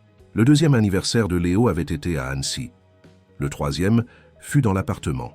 Et le troisième fut différent de toutes les manières dont un anniversaire peut l'être quand la vie autour a assez changé pour que l'espace physique soit le même, mais que ce qu'il contient soit une toute autre chose. Il y avait du monde. Pas beaucoup. Alexandre avait appris que beaucoup de monde et bon moment n'étaient pas des termes équivalents. Il y avait Julie, arrivée avec une tarte au citron que personne n'avait demandé, mais qui s'était révélée être le meilleur choix de l'après-midi. Il y avait Madame Rose, assise dans un coin du canapé avec la satisfaction de celle qui observe le fruit de quelque chose suivi depuis le début et a le droit silencieux de se sentir partie de l'histoire. Il y avait Stéphane, apparu pour 15 minutes en disant ne pas pouvoir rester et rester 2 heures parce que Léo avait découvert que l'avocat avait un genou faisant un son rigolo si on tapait dessus avec la main ouverte et en avait fait un divertissement considérable. Et il y avait Claire au centre de tout. Non parce qu'elle était le centre géométrique de la pièce, mais parce qu'il y avait en elle quelque chose qui organisait l'espace de manière naturelle. Elle portait une robe jaune simple qu'Alexandre n'avait jamais vue, apparue lors d'une des sorties de la semaine précédente. Elle avait pris l'habitude de sortir seule les mercredis après-midi quand Léo était à la crèche, revenant avec de petites choses révélant une construction graduelle de présence dans le monde au-delà de l'appartement, qu'Alexandre observait avec une satisfaction silencieuse. Ses cheveux étaient lâchés, et il y avait en elle une légèreté qui était la meilleure version de quelque chose vu se construire avec le temps. Non la légèreté de celle qui n'a pas souffert, qui est superficielle, mais celle spécifique de celle qui est passée par le fond des choses, et en est revenue en découvrant qu'il était possible de le faire. Léo s'était réveillé ce matin-là avec la conscience immédiate que c'était son jour. On ne sait pas bien comment les enfants de 3 ans le savent avant toute explication, mais Léo s'était réveillé en annonçant que c'était son anniversaire, qu'il voulait le gâteau avec la bougie, et que le gâteau devait être au chocolat car c'était le seul goût correct pour une personne sérieuse. Claire l'avait fait avec lui. Alexandre était arrivé en cuisine 20 minutes après le début et avait trouvé une scène qui lui avait fait sortir son portable sans réfléchir. Un enfant de 3 ans avec du chocolat jusqu'au coude et une expression de concentration maximale pendant qu'il remuait la pâte avec une cuillère trop grande et une femme à côté de lui expliquant le pourquoi de chaque étape avec cette patience qui n'était pas de la résignation, mais un intérêt sincère pour la compréhension du petit. Il avait pris la photo, était resté sur le seuil 1 seconde de plus, puis était entré en demandant la permission de remuer la pâte lui aussi. Claire l'avait regardé, amusée. Léo avait dit oui à condition qu'il ne mette pas le doigt dans la crème avant le bon moment, car Claire avait dit que ce n'était pas le cas, et elle savait ces choses-là. Alexandre avait promis solennellement de respecter le bon moment. La fête avait eu son joyeux anniversaire, chanté avec les fausses notes enthousiastes de Madame Rose, et les voix fermes de Julie, Alexandre, Claire et Stéphane. Léo avait fixé la bougie avec la concentration de celui qui mesure la distance avant d'agir. Il avait soufflé avant qu'on ne le lui demande, avec une force insuffisante pour l'éteindre tout à fait, et était resté surpris qu'elle soit encore allumée. Il avait réessayé, et cette fois, il y était parvenu avec l'aide de 3 adultes ayant soufflé ensemble, car personne n'avait pu s'empêcher de le faire. Après le gâteau, avec l'après-midi s'étirant dans ce rythme lent des bons moments que l'on ne veut pas pousser vers le suivant, les enfants, car Julie avait amené sa petite fille, et elle et Léo avaient découvert être compatibles en termes de chaos, étaient dans le couloir avec les nouveaux jouets, et les adultes étaient dans le salon avec les restes du dessert et les bavardages sans programme. Il y eut un moment où la pièce était bruyante. La fille de Julie avait découvert la veilleuse à étoiles et voulait savoir comment elle fonctionnait, et Madame Rose le lui expliquait avec la patience des 70 ans. Et Alexandre s'était levé pour aller sur la terrasse. Non parce qu'il cherchait le silence, mais parce qu'il y avait quelque chose dans la vue depuis la terrasse qu'il associait au moment de bilan. Ceux où il regardait de l'extérieur, ce qu'il avait bâti à l'intérieur. Claire le rejoignit quelques minutes plus tard. Elle s'appuya au parapet à côté de lui en regardant la ville. Il y avait une odeur de gâteau et d'enfants qui arrivait de l'intérieur. La ville était dans cette lumière d'après-midi, commençant à virer, quand les ombres s'allongent et que la lumière se fait dorer. Paris, rarement belle de manière évidente, devenait splendide à sa façon, intense et irrégulière. Claire dit sans le regarder avoir compris une chose ces derniers mois, qu'elle était entrée dans cette maison en cherchant un enfant qui puisse être ce que son propre fils n'avait pu être, et qu'elle avait découvert à un point imprécis que Léo était devenu non pas le substitut de ce qu'elle avait perdu, mais une chose tout à fait propre, une personne petite et spécifique avec ses goûts, sa façon de l'appeler et sa façon d'avoir besoin d'elle, qui était entièrement sienne et qu'elle aimait entièrement pour cela. Elle ajouta qu'il lui avait fallu du temps pour comprendre que ce n'était pas une trahison envers celui qu'elle avait perdu, que d'aimer celui qui était resté, que cela avait été l'une des choses les plus difficiles, mais qu'elle y était arrivée. Alexandre répondit avoir appris quelque chose de semblable sur Hélène, que pendant un temps, il avait senti qu'être de nouveau heureux serait un abandon, que l'intensité du deuil était la seule preuve que l'amour avait été vrai, et qu'il avait compris, dans un moment non dramatique mais graduel, qu'Hélène avait assez aimé pour vouloir qu'il soit heureux, qu'elle l'avait dit lors d'une nuit à l'hôpital et qu'il lui avait fallu beaucoup de temps pour l'écouter vraiment. Claire se tourna vers lui.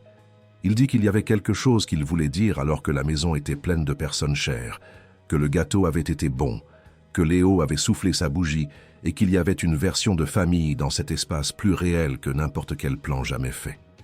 Il dit que le moment était venu où la question repoussée avait besoin d'une réponse. Elle attendit. Il dit qu'il y a deux types de choix. Ceux pris par manque d'options meilleures et ceux pris pour le simple fait que c'est ce que l'on veut, de manière limpide, sans contingence. Qu'il était arrivé à la conclusion, avec plus de certitude qu'il n'en avait jamais eu, que ce qu'il y avait dans cet appartement était du second type, que c'était ce qu'il choisissait.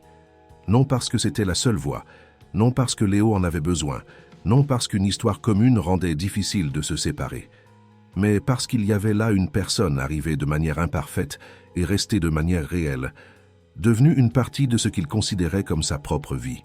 Il précisa n'avoir aucune hâte, qu'il avait appris que la hâte est l'ennemi des constructions qui valent, mais il voulait qu'elle sache, tandis que les étoiles de la veilleuse tournaient au plafond et que Léo essayait probablement de convaincre la fille de Julie de l'aider à escalader quelques meubles, qu'il y avait un futur qu'il regardait et qu'elle était dans ce futur. Claire se tut un moment. Sous eux, la ville continuait avec l'indifférence majestueuse des métropoles envers les histoires individuelles à chaque fenêtre de chaque immeuble. Puis elle dit avoir mis beaucoup de temps pour apprendre qu'elle méritait de rester. Non comme une faveur, non comme un salut, non comme une expiation, mais comme une personne ayant survécu à des choses difficiles, ayant fait des choix à réparer et ayant réparé ce qu'elle pouvait, arrivant dans un endroit où elle parvenait à regarder devant elle sans la certitude que tout allait s'effondrer. Elle dit vouloir rester, vouloir le futur décrit, vouloir bâtir avec calme, honnêteté et la patience de celle qui sait que les bonnes choses ont besoin de temps. Alexandre tendit la main sur le parapet et elle y posa la sienne. Ils restèrent ainsi un moment, regardant la ville, avec le bruit de la fête arrivant par la fenêtre ouverte et cette chaleur spécifique de main sur main, qui n'a besoin de rien d'autre pour signifier ce qu'elle signifie. À l'intérieur, Léo avait trouvé Madame Rose et demandait encore du gâteau avec une persuasion qui, selon Julie, aurait effrayé n'importe quel négociateur adulte. Madame Rose disait qu'elle allait demander à papa réponse universelle de celui qui veut gagner du temps. Julie enregistrait tout avec son portable, avec l'air de celle qui le montrerait à l'enfant à ses 18 ans. Alexandre et Claire rentrèrent. L'été passa. Léo grandit avec la vitesse de celui qui à quelqu'un prêtant attention, car l'attention ne change pas la vitesse, mais rend chaque phase plus visible, présente, gardée. Il y avait un album numérique enrichi de centaines de photos. Il y avait le carnet de Claire. Elle avait continué l'habitude des notes, mais c'était maintenant des remarques personnelles, plus proches d'un journal de croissance que d'un rapport, et il y avait les vidéos d'Alexandre, devenues une manière de documenter la vie qu'il ne savait pas vouloir avant d'avoir commencé. Il y eut un après-midi quand Léo avait presque 5 ans, où les trois allèrent dans un parc voisin, avec la simplicité de ceux n'ayant pas besoin d'occasion pour sortir. Léo l'avait demandé 4 jours à l'avance, élaborant un plan, incluant le grand toboggan, le sable mouillé et un goûter spécifié avec une précision rivalisant avec n'importe quel briefing d'entreprise. Le parc était animé par le mouvement du week-end, Des enfants à des vitesses différentes, des adultes à des rythmes réduits. Le soleil bas qui ne brûlait pas mais chauffait. Léo était parti en flèche vers le toboggan avec l'assurance de celui qui sait que l'endroit l'attendait. Alexandre et Claire étaient restés sur le banc avec le goûter préparé fidèlement. Et il y avait entre eux ce genre de silence confortable qui n'a pas besoin de justification. Le silence de deux personnes ensemble depuis assez longtemps pour que le calme soit une compagnie. Léo avait passé 40 minutes sur le toboggan et 20 dans le sable, et il était revenu vers le banc avec l'air de celui qui a une nouvelle vitale. Il s'était arrêté devant eux, les pieds enfoncés dans le sable ayant échappé à l'enclos, et avait dit avec tout le sérieux de ses presque 5 ans « J'ai fait le château pour papa et pour Claire, parce que vous êtes ma famille ». Il l'avait dit avec la conviction des enfants qui énoncent des vérités que les adultes mettent des années à atteindre, non comme une déclaration dramatique, sans aucune conscience du poids de ces mots dans chacune des histoires arrivées à ce banc. Juste comme un fait. Simple, clair, évident pour celui qui regarde de l'intérieur. Alexandre regarda Claire. Elle fixait Léo les yeux brillants qu'elle ne cherchait plus à cacher. Elle avait appris que cacher les belles choses était un gaspillage qu'elle ne pouvait plus se permettre. Léo était déjà retourné à son château avant même qu'un adulte ne dise quoi que ce soit, car il y avait beaucoup de travail architectural à faire et les parents pouvaient se débrouiller avec leurs sentiments en attendant. Alexandre et Claire restèrent sur le banc un long moment, en silence. C'était ce genre de silence qui descend quand quelque chose que tu étais en train de bâtir t'apparaît devant dans une forme non prévue. Non le modèle élaboré que nous avions imaginé, mais quelque chose de mieux, plus simple, plus vrai. 5 mots dits par un enfant de presque 5 ans qui n'avait pas demandé à naître dans cette histoire, qui n'avait pas choisi la douleur précédente, qui était arrivé au monde et avait appris, avec le naturel de l'amour sans explication, que la famille, c'est celui qui est là. Alexandre dit à voix basse, sans détacher les yeux du château en construction, « Je le pense aussi ». Claire posa sa tête sur son épaule, et ils restèrent ainsi, regardant l'enfant faire des tours avec ses mains, tandis que l'après-midi se refermait sur le parc, sur Paris et sur la vie qu'ils avaient choisi de bâtir ensemble, non celle planifiée, non celle imaginée, mais celle arrivée après tout le difficile et s'étant révélée, jour après jour et choix après choix, exactement ce qu'elle devait être. Il y a des histoires qui commencent par les pleurs d'un enfant et une lettre froissée dans une petite main innocente. Des histoires qui passent par des mensonges qui étaient de l'amour déguisé en survie, par des armoires gardant des secrets qui brisent le cœur, par des entrepôts rouillés où le courage se révèle quand personne ne s'y attend. Des histoires où le deuil et l'espoir partagent le même espace pendant si longtemps que l'on apprend, enfin, qu'ils peuvent exister ensemble sans que l'un n'efface l'autre. Et il y a des histoires qui finissent dans un parc, sur un banc, avec la tête de celui que tu as choisi sur l'épaule et un fils bâtissant un château de sable en disant ce que tu savais déjà, mais que tu avais besoin d'un enfant de 5 ans pour entendre à voix haute, avec la simplicité que les adultes perdent en chemin et que les enfants rendent quand on s'y attend le moins. Ceci est cette histoire. Si ce récit a touché quelque chose en vous, si vous avez revu dans un personnage la force de celui qui recommence, le courage de celui qui pardonne, l'amour qui apparaît sous des formes inattendues, alors vous savez quoi faire. Abonnez-vous à la chaîne pour ne pas manquer les prochains récits. Laissez un pouce bleu qui nous aide à apporter de l'émotion chaque jour et écrivez dans les commentaires depuis quelle ville vous avez suivi ce voyage. Chaque ville qui apparaît ici est la preuve que les histoires du cœur arrivent partout et cela nous pousse à continuer. À la prochaine histoire.